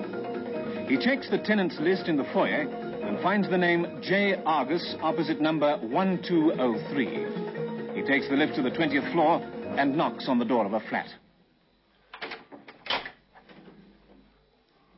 Good evening. Mr. Argus? Yes, that's right. I'm Captain Duplessis, police. I'm investigating the death of Martin Krueger. I'd like to ask you some questions. Oh, well, better come in. Yes, thank you. I read about it in this evening's paper. I can hardly believe it. I've been trying to phone the house to talk to Anita. There's been no reply. I was going to drive round there tonight. That wouldn't help. Mrs. Krueger is staying with friends for the time being. Oh, I see. Yes, I suppose she would. What with the shock and everything. What happened? Did he kill himself? What makes you think he would? Well, I don't know, really. The paper just said his body was found in his car out near Heidelberg. That he'd been shot. You read about that sort of thing often enough. People driving to a lonely place and killing themselves in their cars. So you thought that might have happened to Krueger? Yes, I suppose I did. Why should he have wanted to do that? I don't know. Except he's been a bit worried lately. He's lost a lot of money at gambling.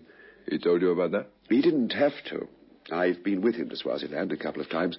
I've seen the kind of money he's passed across the tables. You'd never believe it, Captain. Actually, I would. I heard all about the way he's been gambling recently, but I didn't know it had depressed him, not to the extent of wanting to commit suicide. Well, you drop a few 100,000 and see how you feel. And Mrs. Krueger told me her husband was particularly happy just before he went out yesterday evening. Oh, well, I wouldn't know about that. You didn't see him at all?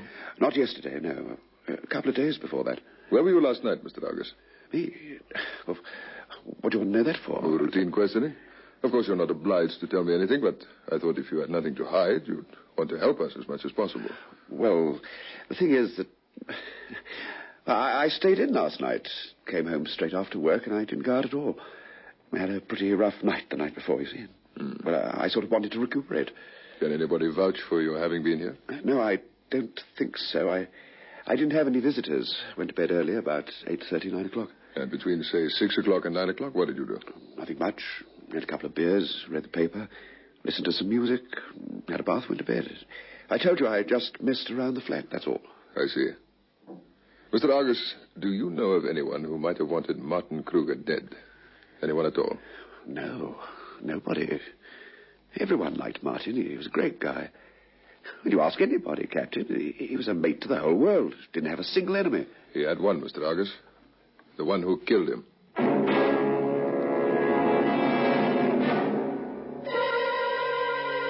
Monday, June the 11th, 10:15 a.m. Captain Duplessis obtains a court order to examine the banking account of Martin Krueger. He goes straight to the office of the manager and shows him the court order. The manager sends for the account records. I've been expecting something like this, Captain, ever since I read of Mr. Krueger's unfortunate death. Why should you expect it, sir? Well, you'll see for yourself in a minute. Krueger's account used to be fairly substantial, but in the past 2 years or so, he's drained just about everything out of it in large amounts. Mr. Krueger's file, sir? Yes, thank you, Miss Verity. The last entry was made on the 7th, sir. There's been nothing since then. Oh, thank you. That'll be all for the moment. Very good, sir. Here we are, then, Captain. Is the complete file. Thank you. Well, that young lady said the last entry was on the 7th, didn't she? Yes, so she did. You'll find that on the top sheet, Captain. Why are you so surprised? Yes, here we are. He drew out 3,000 rand, just about all he had. Left a balance of 38 rand in the account. Quite correct. I told you the amounts were fairly large. Well, I have to take these with me, I'm afraid. Oh, dear. You will let us have them back, though? Yes, of course. Now, what are all these stop orders here? Oh, the monthly accounts, his insurance premiums. We pay directly to the companies concerned. They must be very high policies. You don't pay out premiums like this for peanuts. Well, no doubt, Captain, but I'm afraid I can't help you there. I have no information concerning them. Well, thanks anyway. If you'll just let me have the names of the companies concerned, I'll find out everything from them.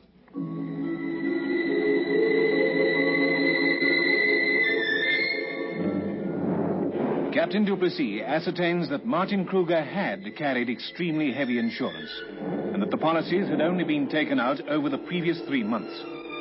He contacts Mrs. Krueger and learns that her husband had occasionally used a small wall safe at their home. She's not opened it since his death.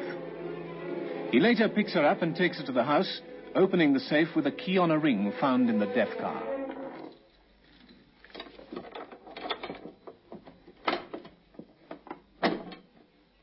I hadn't thought of this until you asked me about it, Captain.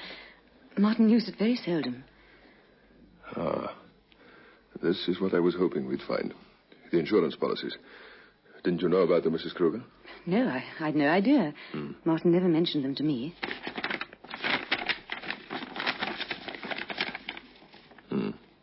Take a look at this, Mrs. Krueger. But this is for 50,000 rand. And this one. And this. A total of 150,000. But I don't understand. Why did he take out so much insurance? And why didn't he tell me? I think I know the answers to that now. One thing, please, Mrs. Krueger. On the night that your husband was killed, you reported him as being missing. The report was logged at 11:55. Had you been trying to locate him before then? Yes, of course. I telephoned everyone I knew, but none of them knew anything. You phoned Mr. Argus? Yes. At what time? Several times. First at about 7:15, I suppose. But he wasn't there? Not then, no. I got hold of him at about 8, I think. Or maybe a little later. Why, Captain? There's a reason, Mrs. Krueger. A very good reason.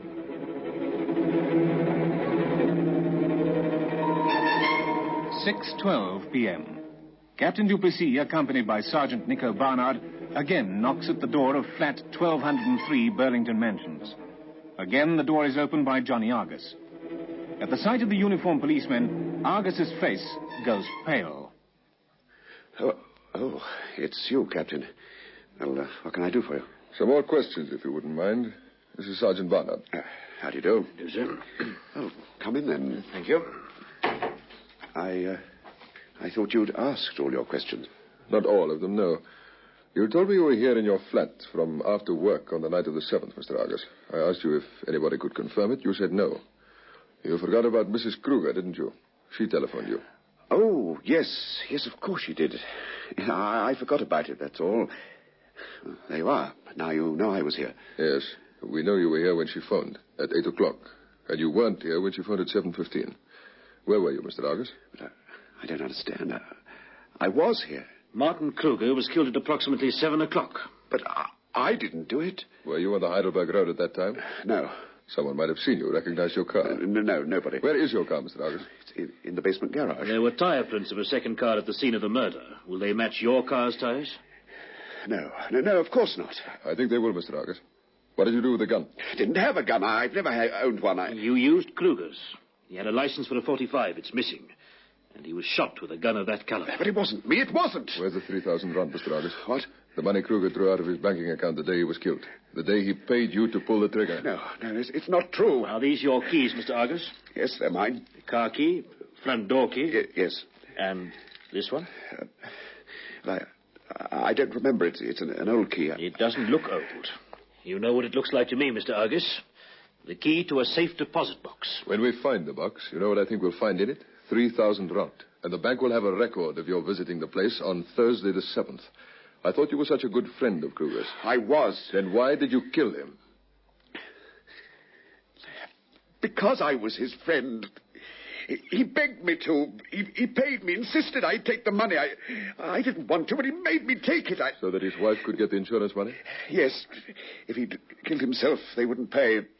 But she knew nothing about it. You must believe me. She didn't know. I believe you, Mr. Argus.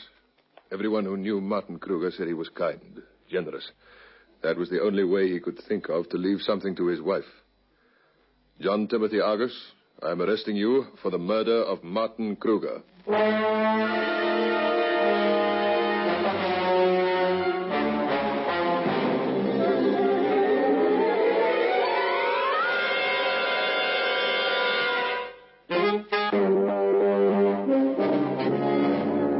John Argus made a full confession and led the police to where he'd thrown away the murder gun. It was recovered and used as evidence against him at his trial.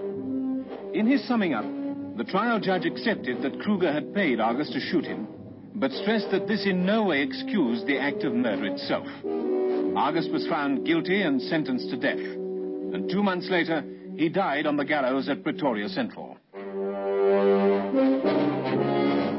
They prowl the empty streets at night, waiting, in fast cars, on foot, living with crime and violence.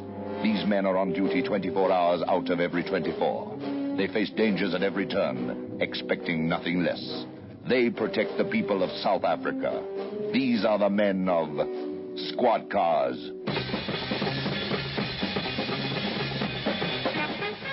Listen again next Friday evening to another authentic story in our dramatic South African police series, Squad Cars. Brought to you by General Motors, makers of the biggest and most exciting range of cars, trucks, and commercial vehicles in the world. Cadillac, Buick, Oldsmobile, Pontiac, Beaumont, Chevrolet, Opel, Holden, Vauxhall, Bedford, GMC, and Ranger, South Africa's own car.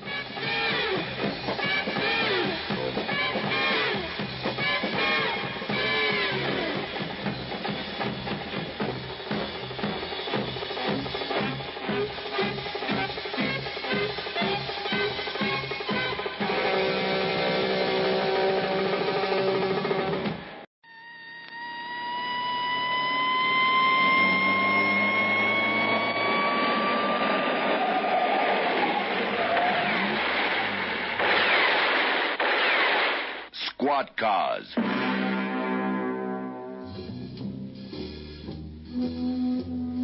General Motors and their dealer organization throughout Southern Africa proudly bring you the drama, the danger, the thrills, and the facts when the long arm of the law travels in Squad Cars. The story you're about to hear is true. Details are supplied from the official case files by the South African police. Only names and places have been changed to protect innocent people involved.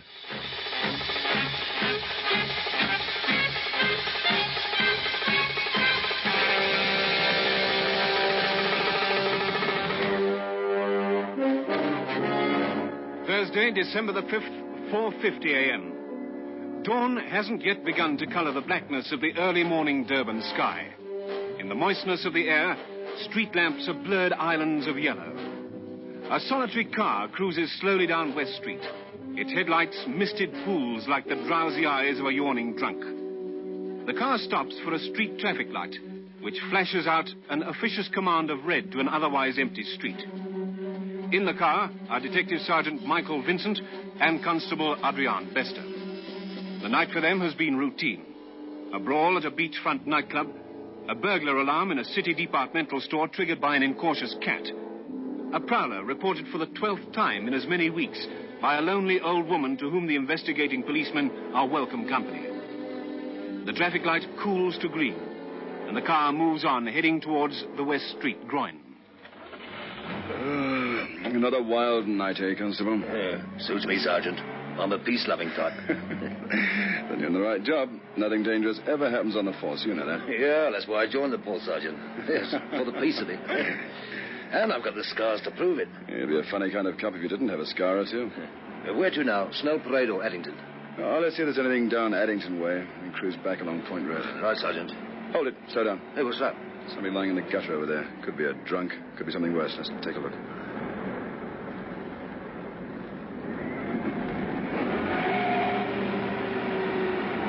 He hasn't budged. Looks like he's out cold.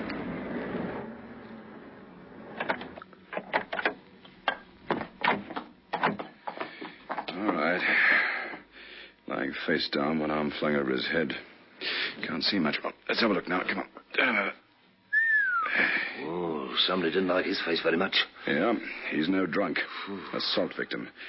Whoever did it certainly put the boot in.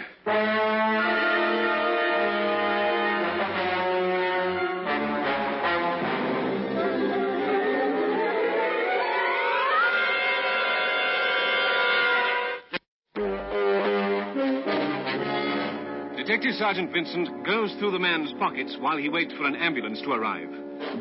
The assault victim carries papers identifying him as Brian Jessup, a journalist on the Durban morning newspaper. He also carries a small pocket diary.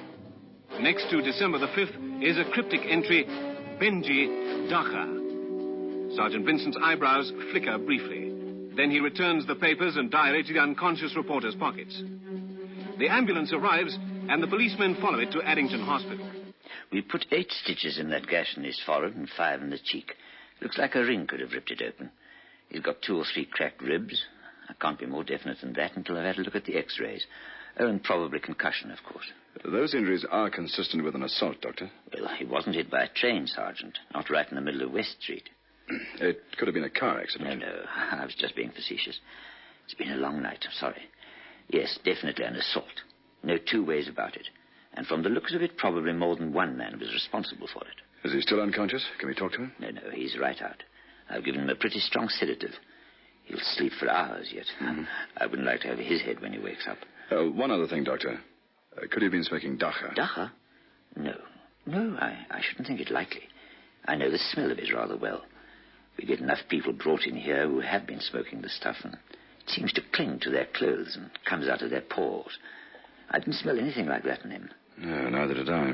Any particular reason for asking? No, nothing special, just an idea I had. Oh, come to think of it, I can be more definite than that. He certainly wasn't under the influence of dachau, or any other narcotic for that matter. How do you know? When I examined him, I naturally looked at his eyes. The pupils were normal, neither dilated nor contracted. If he had been on dachau, they'd have been little pinpoints, Sergeant, and probably bloodshot. His weren't. So whatever your idea was, forget it. Later that morning, Detective Sergeant Vincent calls at the newspaper that employs Brian Jessup. He's directed to the floor housing the editorial section and makes his way to an office at the end of a long corridor. Come in. Oh, good morning. Can I help you? I hope so, miss. I'm Detective Sergeant Vincent. Yes? I'd like to see your news editor, please. Oh, well, Mr. Hannon's very busy at the moment, Sergeant. Is there anything I can do?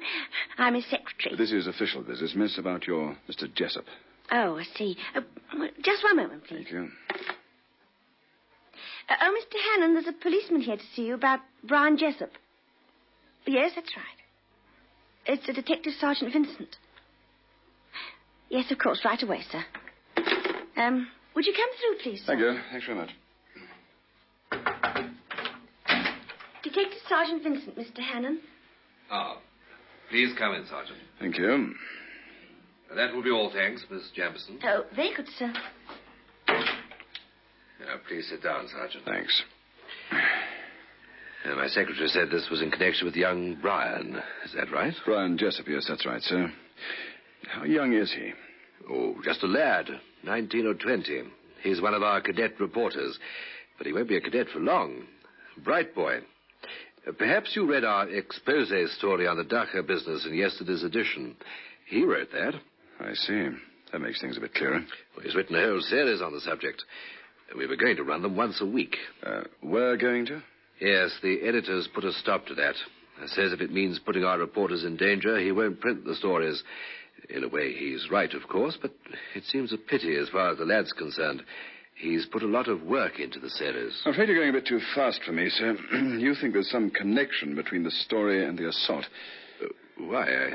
I thought you knew about it. Perhaps you'd be good enough to tell me, sir. Brian was on the night shift last night. He received a phone call from one of his contacts asking Brian to meet him after work. That meant somewhere around 2 a.m, you see. Well, Brian agreed to meet him at the post office. He told the night news editor about it, and off he went. The next thing we know is our hospital reporter calling in to say that Brian was laid up in Addington, the victim of an assault. It doesn't take a great deal of brain work to put 2 and 2 together, does it, Sergeant? Do you know who this contact of his was? No, I'm afraid not. You'll have to ask Brian that. We shall do, as soon as he's in fit enough condition to talk to us. Not that I think he'll tell you, Sergeant. Why not? Well, a journalist has a duty to his source of information. If he discloses the identity of the source, he betrays a confidence. Now, if that sort of thing went on, he wouldn't have any sources left after a while. That's looking at it from your point of view, Mr. Hannon. As far as we're concerned, a man's been assaulted, and we have to find out who did it. If your Mr. Jessup withholds information, he won't be helping us very much. Yeah, the devil in the deep blue sea, eh? How's that, sir? Well, Brian will be caught between the two. To stick to the unwritten code and not tell you, or tell you and help catch the people who beat him up. It's a decision I'm glad I don't have to make. That afternoon, Detective Sergeant Vincent receives a call from Addington Hospital. The young journalist is conscious and able to talk. I talked to your news editor this morning, Mr. Hannon. He said you might be reluctant to give me information. What kind of information, Sergeant? About your contact. He told me about the phone call and your meeting with this man after work. Would you care to tell me about it, Mr. Jessup? No, I'll tell you everything I can, but I'm afraid it's not going to help you very much. Why don't you leave that for me to decide? Go ahead. Well, I've written a series on dacha smoking and selling in Devon, you see? Yes, I know about it. Judging from your first story in yesterday's paper, you know what you're talking about. Well, I've put a lot of work into it. People have been telling me things that they mightn't tell a policeman, for instance. Mm-hmm. I've checked on everything I've written. I know it's all true. This dacha business is much bigger than I'd ever imagined it to be. You're telling me we know how big it is. Anyway, one of my contacts has been a man called, well, Benji's enough. And that phone call was from him? No, it wasn't. Somebody I'd never heard before. He said he had a message from Benji and he wanted to meet me in private. He left the time and the place up to me, so I thought it would be all right. That's why I chose the post office. It's pretty public at that time of the morning. And you kept the appointment? Yeah, I did. I was there on time. I couldn't see anyone else around. I went up the steps and looked around the pillars. I thought he might be keeping out of sight, you see. Yes. There was no one there. Then I heard a car pulling up, right up in front of the post office. As I walked down towards it, a man got out of the driver's seat and walked towards me. I think he was an Indian. I can't be sure. Why not? Well, he was sneezing, you see, holding a handkerchief to his face. I see. What I could see of his skin was brown enough, but it might just have been a suntan. Anyway, he opened the front door for me, on the passenger's side, of course, and he walked round the front of the car towards the driver's door. I leaned across to open it for him, and as I did so, I heard a sort of rustling movement from behind the front seat. I half turned towards it, but I wasn't fast enough. Something hit me across the back of my neck, and that was that. My head seemed just to sort of explode. And then I woke up in here. That's all, Sergeant. You see what I mean? None of it's very helpful, I'm afraid. Mm-hmm. So somebody was crouched down in the back, behind the front seat. And when you got in, he knocked you out, is that it? That's right. You think the driver might have been an Indian?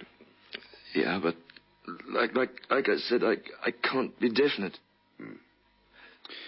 Right. The man who hit you, did you catch a glimpse of him? No, nothing at all. Now, what about the car? Can you describe it for me? Yes. It was very big and flashy. Late model Brentwood sedan. Two-tone. Dark blue and white. A lot of chrome. Brentwood sedan, two-tone. Lots of chrome. Registration? I couldn't see the number plate. You see, the car was parked broadside on as I came down the steps. There was a mascot thing dangling down from the rearview mirror. I think it was a sort of little red devil. Mm-hmm. Now, this man with the handkerchief, did he say anything to you? He just said, hop in. We can talk in the car. That's all he said. I see. Anything special about his voice? Indian accent? I couldn't tell, Sergeant. It was muffled by the handkerchief. I see. So you wouldn't be able to identify him? Huh? I'm afraid not. Well, we've had cases that started out a lot tougher than this one, and we've cracked them. Let's just hope that we'll be as lucky with yours.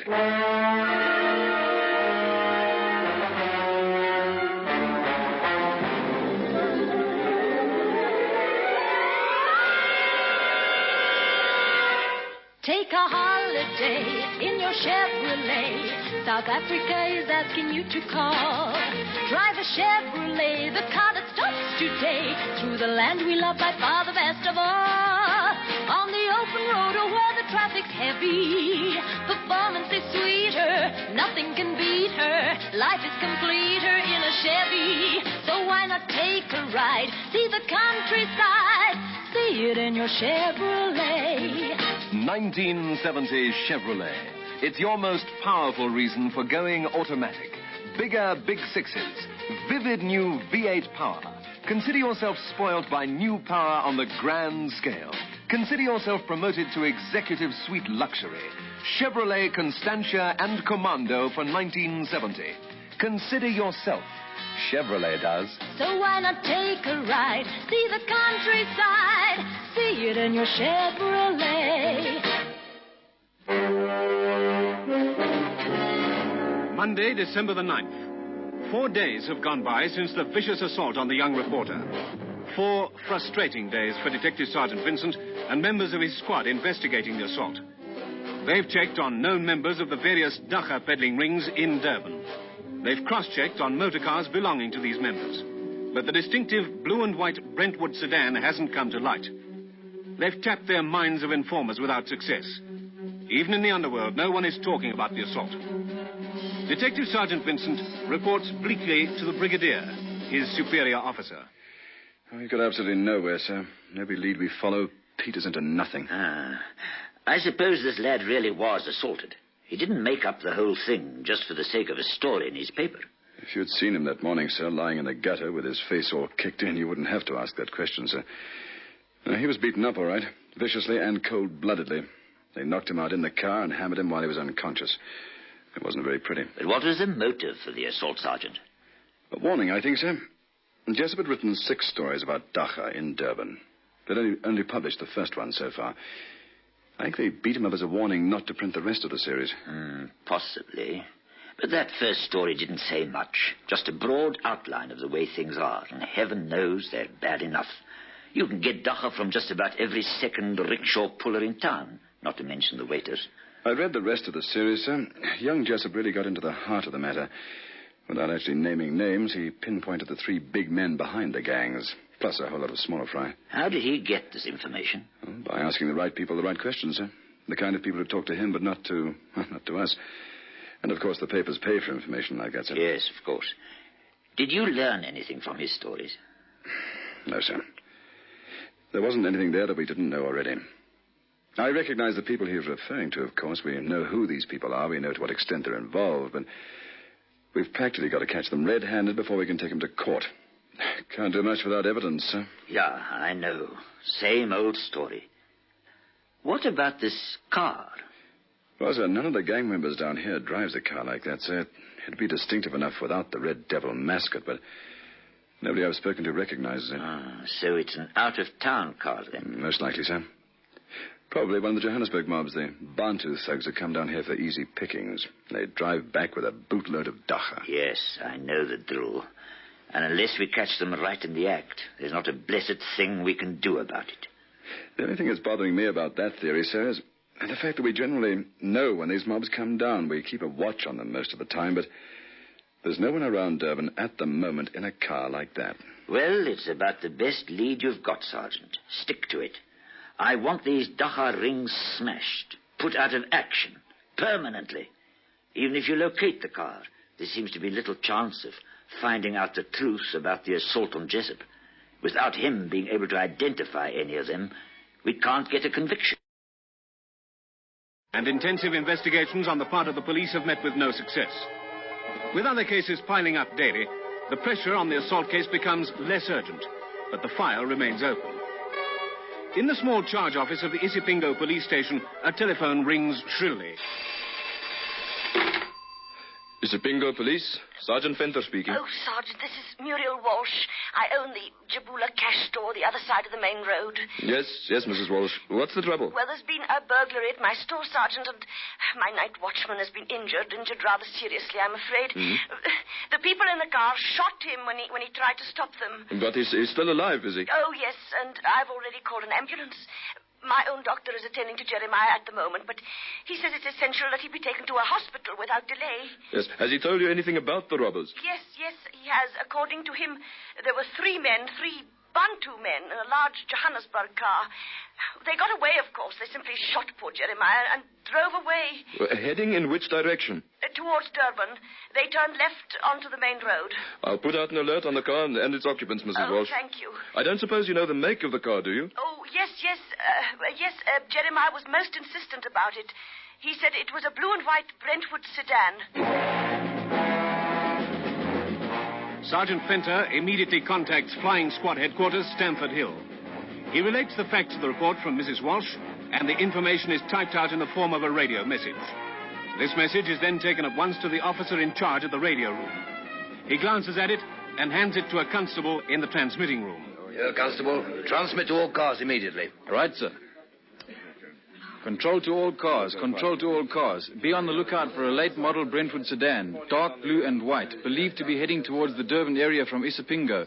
Occupants are 3 Bantu men, suspected of taking part in a burglary. These men are armed and dangerous. The car has a Johannesburg registration.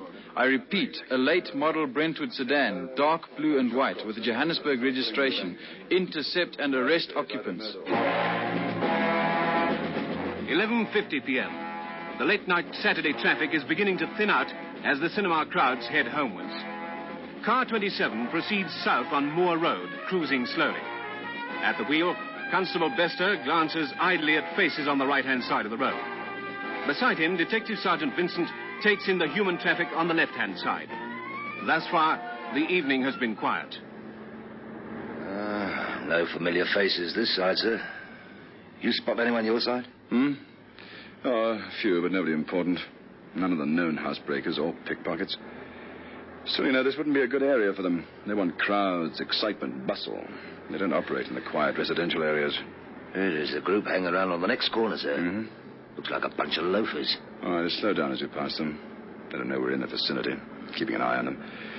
Might prove discouraging if they are up to some kind of mischief. They're glancing this way now, sir. They're getting the message all right. Good. That's often all it needs, just to know that we're cruising around. Control to car 27. Coming 27. Over. This is 27. Read your control, over. The occupants of a blue and white Brentwood sedan held up a petrol station on the South Coast Road and shot the attendant. The car has a Johannesburg registration and has a red devil mascot dangling from the rearview mirror. It is believed to be heading towards Durban along Ambila Road. The occupants are armed and dangerous. Intercept and arrest. Over. Message received and understood, control. We are proceeding towards Ambila Road at once. Over and out. A blue and white Brentwood, sir? With a red devil mascot. That's more than just coincidence, Constable. That's the car that was used in the Jessup assault. Come on, move it.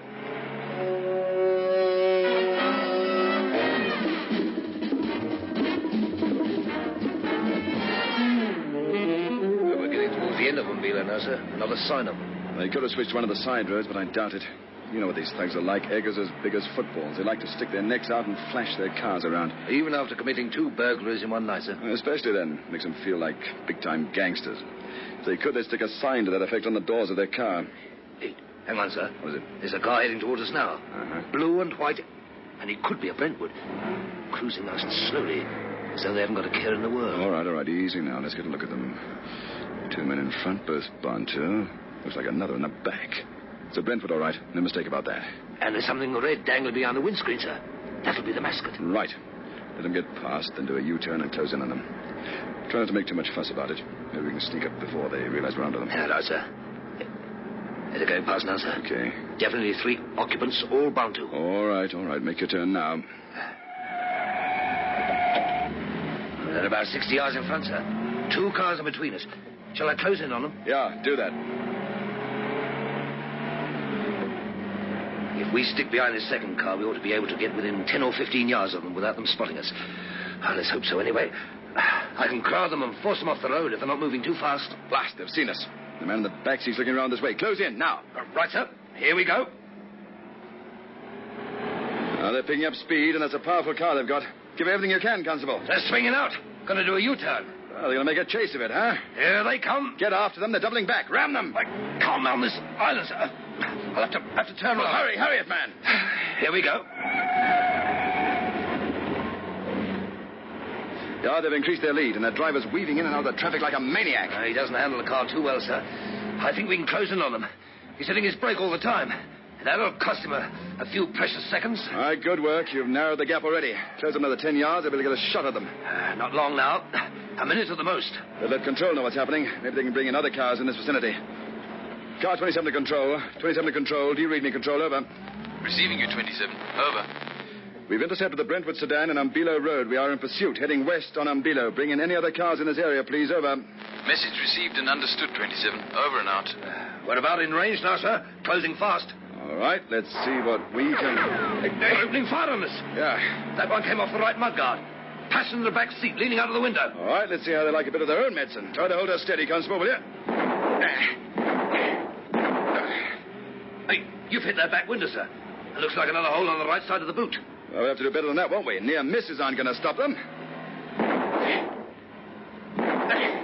You did it. You hit that tire. Right. Now for the jackpot prize. This is as far as...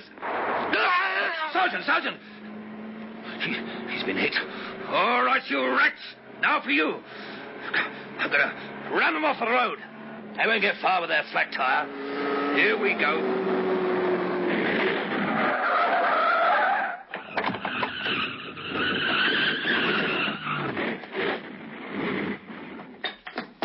Don't shoot us. Don't shoot us. Right. All of you. Out.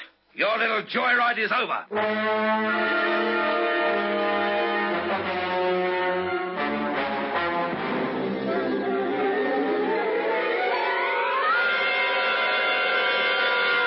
Enjoy the 1970 Holdens now. Holden has big changes. Result, the new generation Holden. With more power. More refinement. New looks. New wide ride. So go on. Live it up. Enjoy the 1970 Holdens now.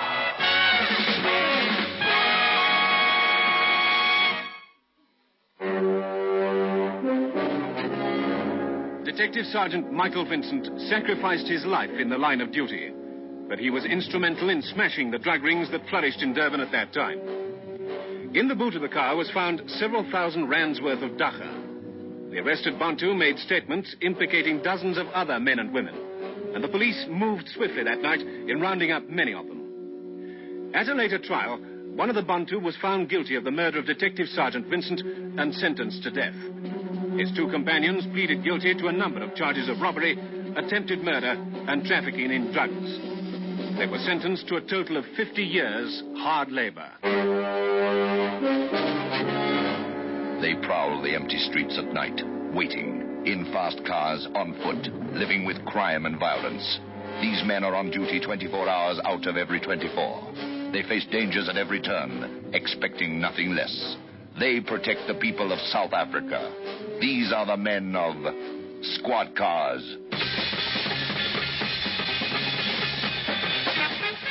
Listen again next Friday evening to another authentic story in our dramatic South African police series, Squad Cars. Brought to you by General Motors, makers of the biggest and most exciting range of cars, trucks, and commercial vehicles in the world.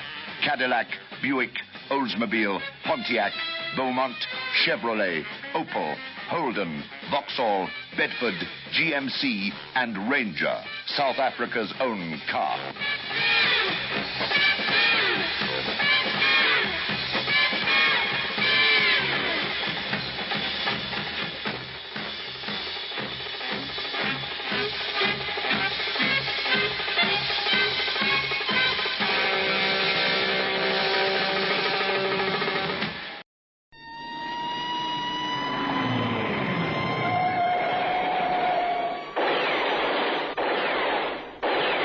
Squad Cars.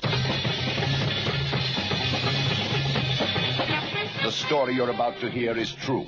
Details are supplied from the official case files by the South African police.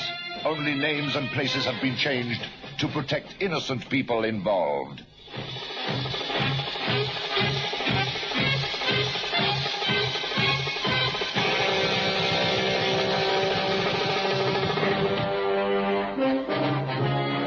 .50 a.m. on the 24th of February.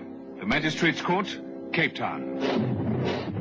An 18-year-old girl, Pamela Davis, is appearing before Mr. M.C. van der Linde. According to the charge sheet last Wednesday, you were found in possession of habit-forming and potentially harmful drugs for the purpose of selling. And you appear on 2 charges under the Medical, Dental, and Pharmacy Act. That's a laugh. What? I didn't forge any prescriptions. Then where did you get them? The tablets? Find out. What do you... May I say something, Your Honor? Who are you? My name is Robertson. I'm a doctor. I've treated the girl during the past 2 years. She's been treated at the hospital and a private home for her condition without success. What condition? She's an habitual drug taker. She's an addict. I recommend that she be committed for 28 days observation at the Leosbeek Mental Hospital. Has the prosecutor seen your credentials? Yes, I have, Your Honor. Well, seems a reasonable enough request. She shall be so committed, and she shall reappear in this court 28 days from now.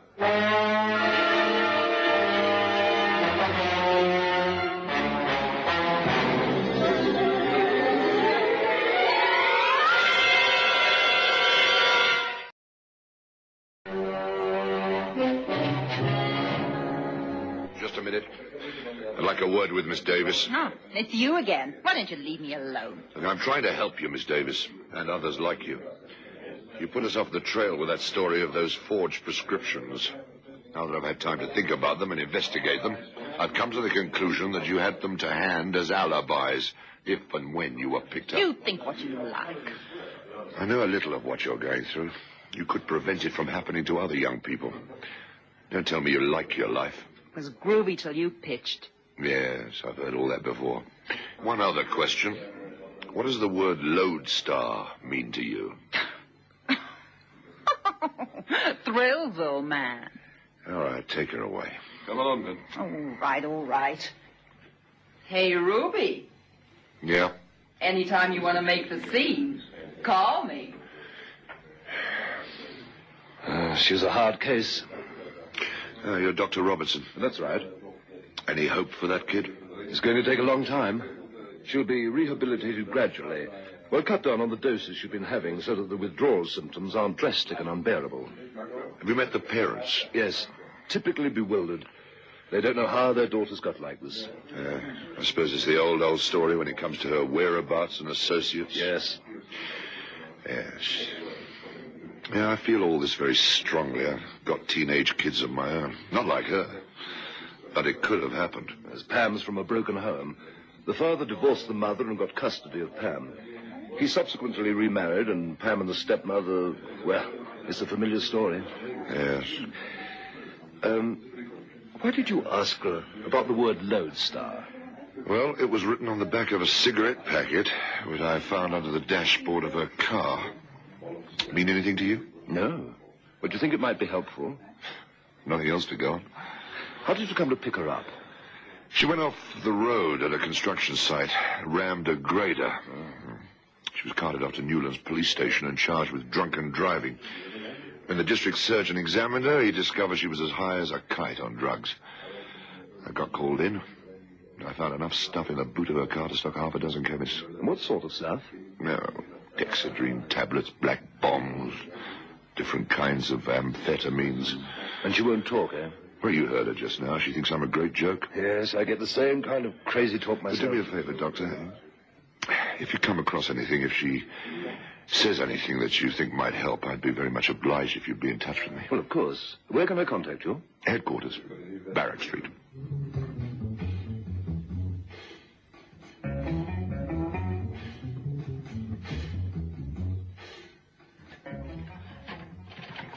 Dippy. Sergeant? Is there a club in Cape Town called the Lodestar?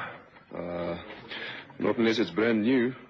New. Mm-hmm. There's the Fifth Dimension, Mainline, Mind Blower, and Dad's Pack. No, I know about those. I don't think there's a Lodestar. What is a Lodestar, anyway?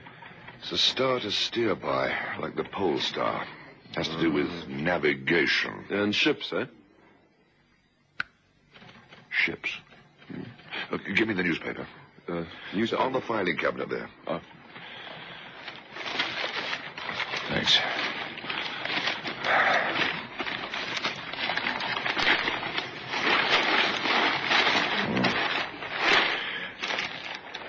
Yes, in port. Here we are. The Maru Sands, Scottish Pride, Lodestar.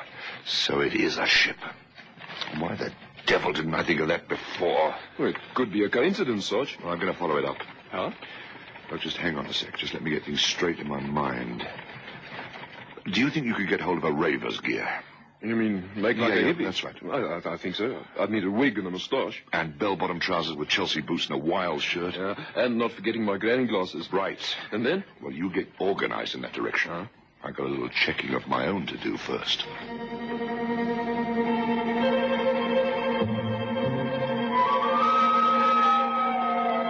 Detective Sergeant Rubenstein goes to the harbor dressed as a railways employee. He finds the berth of the Lodestar and hangs around until he manages to draw a crew member into conversation. You, got a light? Yeah, light, yeah. Here you are.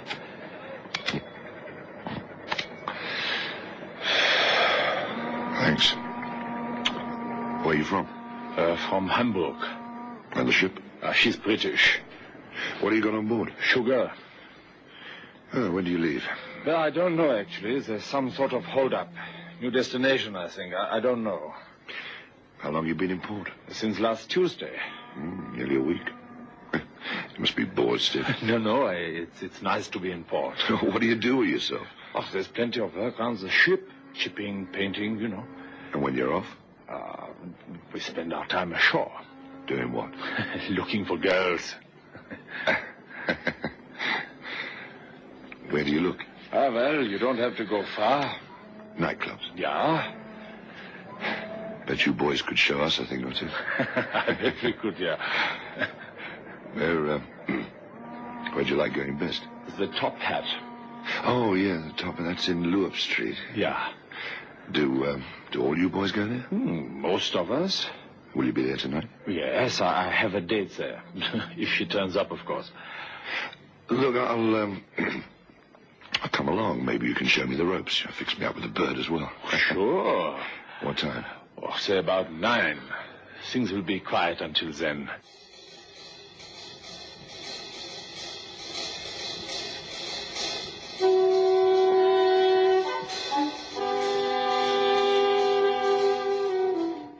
Dippy, that's our target for tonight, the Top Hat.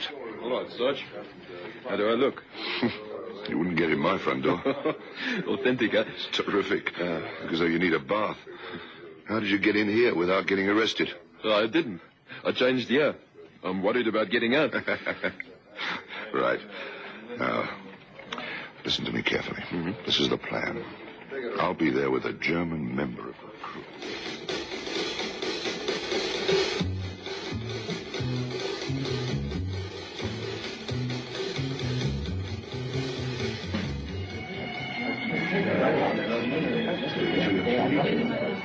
Oh, so, hello. I didn't think you'd come. Oh, why not? Well, you are a bit old for this, yeah? Oh, well, I figured I was in a rut. It's good for a man to get out and find a change of scene. You should join a ship. No, I'm married. Yeah, I'm married also. What's your name? I'm called Jürgen. And you? Oh, my name's Melvin. Good then, Melvin. I show you a good time. You want a drink? Sure. Help yourself from my bottle. Thanks. Excuse me, man. You talking to me? To you or your mate. What do you want? Worm. Or something heavier. Worm? Oh, Durban death. Dacha. No, I'm sorry. I heard this was the place it was all happening. What about your mate? Jürgen? Yeah, no, I don't use the stuff myself. Well, I'm keen, man. I want to get turned on. They said this was the place. You see that one over there by the band? The one with the string tie? Yeah? Yeah? Well, you tell him I send you over. Hey, thanks. Thanks a lot.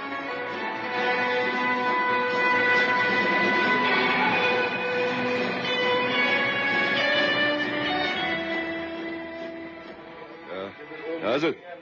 What do you want? Your pal over there sent me. What for? Grass or something better. I got to be careful. Check. How much? Well, I got black bombs for taxis. Great. I'll take both. It'll cost you. I got bread, man. Well, let's see it. How much?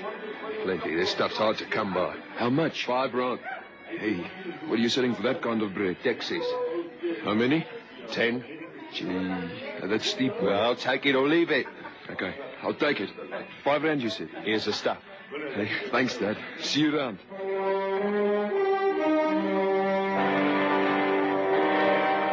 Armed with the evidence of the Dexedrine tablets, Detective Constable Dippenard joins up with Detective Sergeant Rubenstein outside the club sometime later. Did you have any trouble, Sarge? Yeah, my pal turned a bit nasty when I told him I didn't want the dolly he'd lined up for me. He thinks I've gone to the toilet. Did you get a good look at that bird who fixed you up? Yes. No recognition difficulties? No, Sergeant. Right. We'll arrest him when he comes out. Yeah. And then, Sarge? Well, we'll take him to the Lodestar and have a look through his belongings. Don't we need special arrangements to do that? Yes, but they won't take 5 minutes to lay on. Now keep your eyes peeled for your pusher, pal.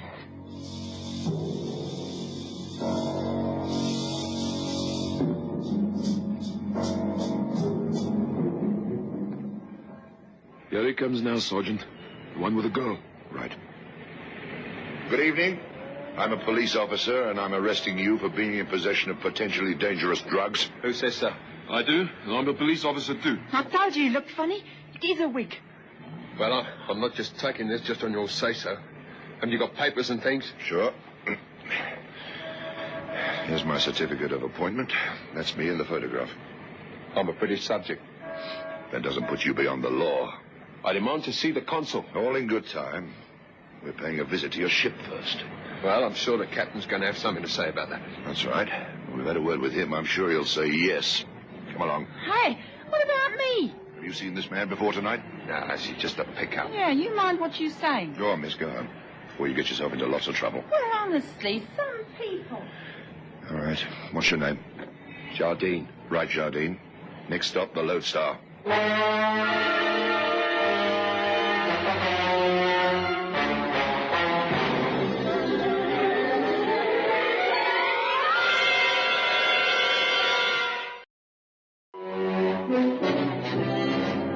Special arrangements are made, and Detective Sergeant Rubenstein, along with other members of the drug staff, goes to the harbor and boards the Lodestar.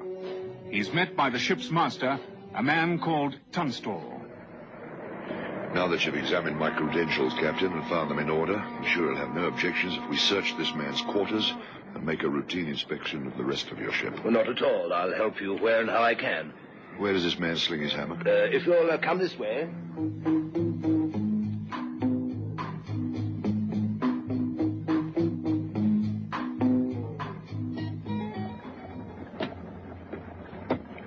Satisfied now? No, I'm not. Have you got a screwdriver, Captain? Well, I can send for one. Please. Richter? Yes, sir. Screwdriver, hurry it up. Yes, sir. I presume this is part of the ventilation system, this grill. Yes. Is it on? Yes, look at the indicator. Not much air coming through. Well, let me feel. Yes, you're right. Yes, and look at the scratches on the paintwork around the screws. Looks as though this grill's been removed quite a few times lately. You're wasting your time. The stuff's gone already. So you admit to having some? It was a fair cop. I had the stuff on me. Here, sir. Screwdriver. Sergeant? Thank you. Now, we'll just get this grill off. See if my hunch is correct. Right. Hold these screws, Dippy. Right, Sergeant. There we are. It's dark in there, Sergeant. Don't you need a torch or something? No. I think I can manage. This feels promising. Yes. Take it, Dippy. Got it, Sergeant? Good. Cardboard container. Let's open it up.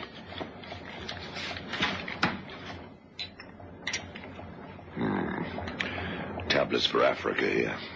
You recognize them, Constable? Yes, Sergeant. They're the same as the ones you found in the back of Pamela Davis's car. That's right. They bear the same trade name. Rachon. Firm in Switzerland. How'd you get hold of these? Find out. Probably shall. With or without your assistance. You're in a fine mess now, Jardine, and I can't help you much. You better let the consul know, sir. I doubt whether he'll be much help either. Smuggling drugs is a serious offense. This man's under arrest. Of course. You can't sail without me. I'm afraid your type is very dispensable, Jardine. The The drugs are confiscated, and the man is led away into custody.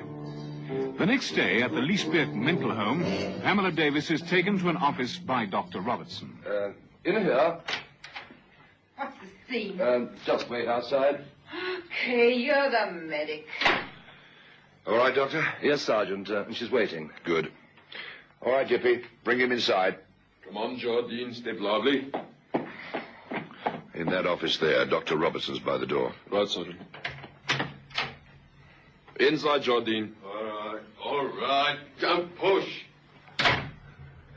Now we lock it and leave them inside while we await developments.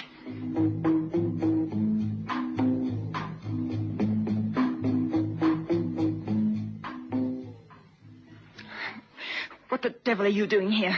I'm a guest to the cops. You got caught? That's for sure. Felt the oldest gag in the world. A fuzz dressed up as hippies. Got a lot of my stuff from the ship. Have you got any with you? You crazy? Think they let me keep it? They clean me out. I'll go mad in here. I'm under observation. They're cutting my dose down.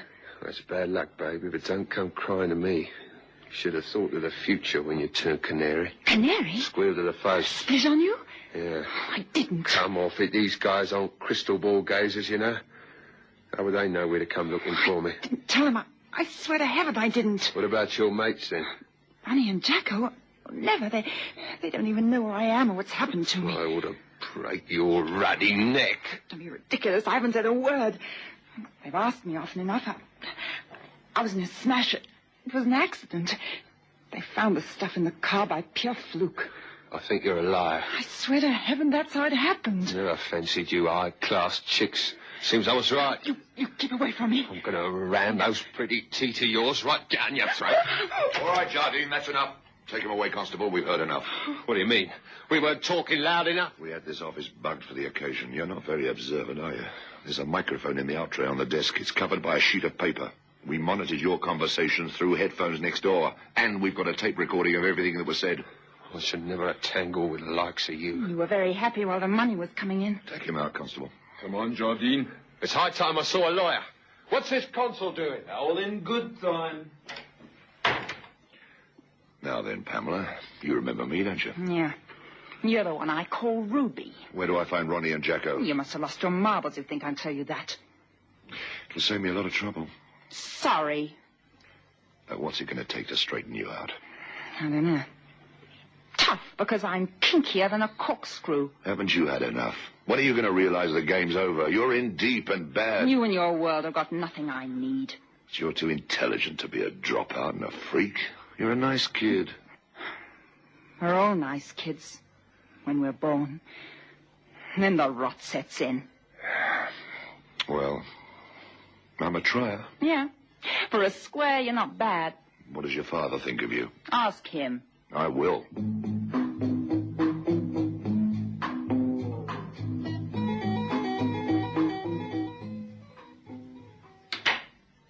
We won't be interrupted here. I hope our coming hasn't caused you any embarrassment, Mr. Davis. Not at all. How's my daughter? There's no change in her behavior. Dr. Robertson says it's early days yet to expect a change in her metabolism. It's going to take time. I had no idea that she was an addict. I didn't know what she was up to. I didn't know where she went or who she went with. Well, that's what I wanted to talk to you about. Did you ever hear her mention two men called Ronnie and Jacko? Ronnie and Jacko?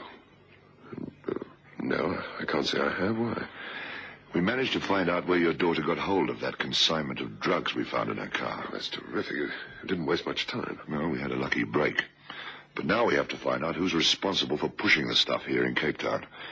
Judging from the quantity of drugs we found, I'd say that the size of the ring and the extent of its activities are considerable. They probably used your daughter because of her looks. Looks? I don't understand. Getting stuff out of the harbor involves coming through customs. They ask everyone whether they have anything to declare. I suppose customs officers are only human. Perhaps they're easier on pretty faces. Oh, I see. Do you think there's any point in asking your wife about this Ronnie and Jacko business? Oh, I shouldn't think so. They didn't get on, I'm sorry to say. Did you ever hear your daughter talk about the places she went to? No, we never discussed such things. Her life in that direction was closed book to me. All her life was, if it comes to that. I'm trying to think. The Clockwork Submarine. The Constable Deepenau's the expert. Constable? Yes, Sergeant. St. George's Street, hippie club. Very with it. In what context did you hear your daughter mention this place? Oh, it was on the phone once. I walked through the hall. She mentioned it before she realized I was about. Didn't you tackle her about it? Well, there'd only been a scene if I had. I see. All right, Mr. Davis, I'll let you know what transpires.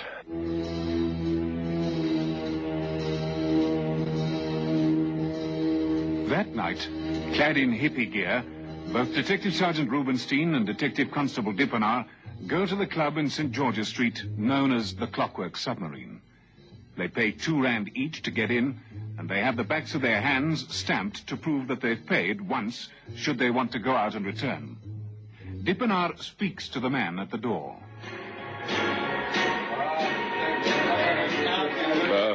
Is Ron here?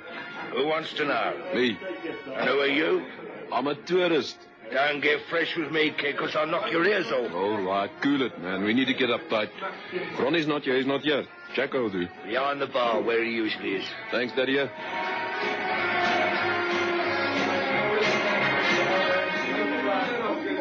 How am I doing, Sarge? Crazy, man. Let's drift to the bar, get acquainted with the man. Let's do that.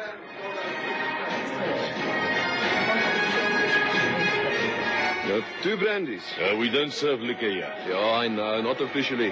Well, what have you got under the counter? Cool drinks. We can pay. Now you're talking, man. Yeah. Where are the glasses? It's in the bottles in case we are raided. I was told to ask for Ronnie to get grooving. He'll be in here just now.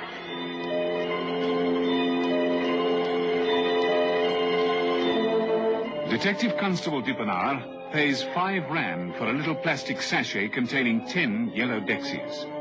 These are purchased from the youngster known as Ronnie after his arrival. When the club closes at about 4 o'clock the next morning, Ronnie and Jacko are skillfully followed by the two policemen to a flat in Weinberg. They let a few minutes elapse before going to the door. Do we knock, Sarge? Yeah? Caretaker. Hang on.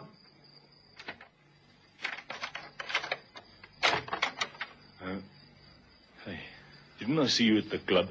That's right. You must be nuts coming here, man. What do you want? We want a word with you. We're police officers. Oh, I see. Ronnie, it's the fight! Inside, Dippy, quick! Out of the way, Sonny. Not me, man. I'll club you serious. Get out of the way! You interfering swines there. You little twit! And if you know what's good for you, you stay down. Oh, all right, cool it, man. So you stuck me, eh? Constable! Sergeant? Come through here. Oh, on your feet, you. Okay. And let's go and join your pal. As I came through the door, this bird threw something out of the window. I don't know what it was. It'll be in the lane outside, Sergeant. We can get it later. All right, what's your name? I'm Jacob Slabbert. Sit on the bed and behave yourself. Constable, we'll turn this place inside out. Right, Sergeant.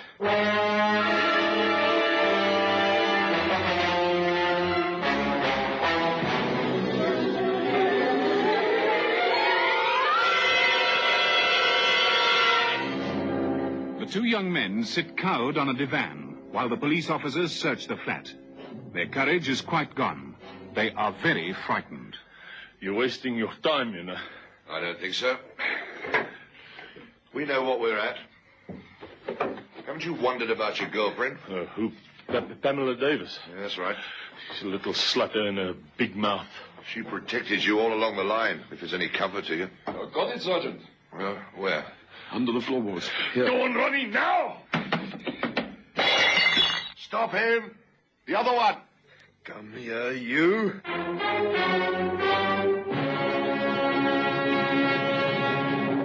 The first youth, Ronald Haynes, ran for and jumped through the flat window. He tumbled to the street some 13 feet below with a severed tendon in his leg. Upon his apprehension, he was bundled into an ambulance and rushed to hospital. The policemen found dacha, dexedrine tablets, and black bombs in considerable quantities. It was a haul valued at 17,000 rand. Each of the young men was sentenced to 3 years' imprisonment and a fine of 1,000 rand, in default of which they would both serve an additional 18 months. The seaman, Terence Jardine, was sentenced to 18 months, and he was declared an undesirable alien. The girl in the case, Pamela Davis, who received a suspended sentence, is still undergoing treatment for drug addiction. Ronald Haynes will walk again, but with a permanent limp. They prowl the empty streets at night, waiting, in fast cars, on foot, living with crime and violence. These men are on duty 24 hours out of every 24. They face dangers at every turn, expecting nothing less. They protect the people of South Africa. These are the men of Squad Cars.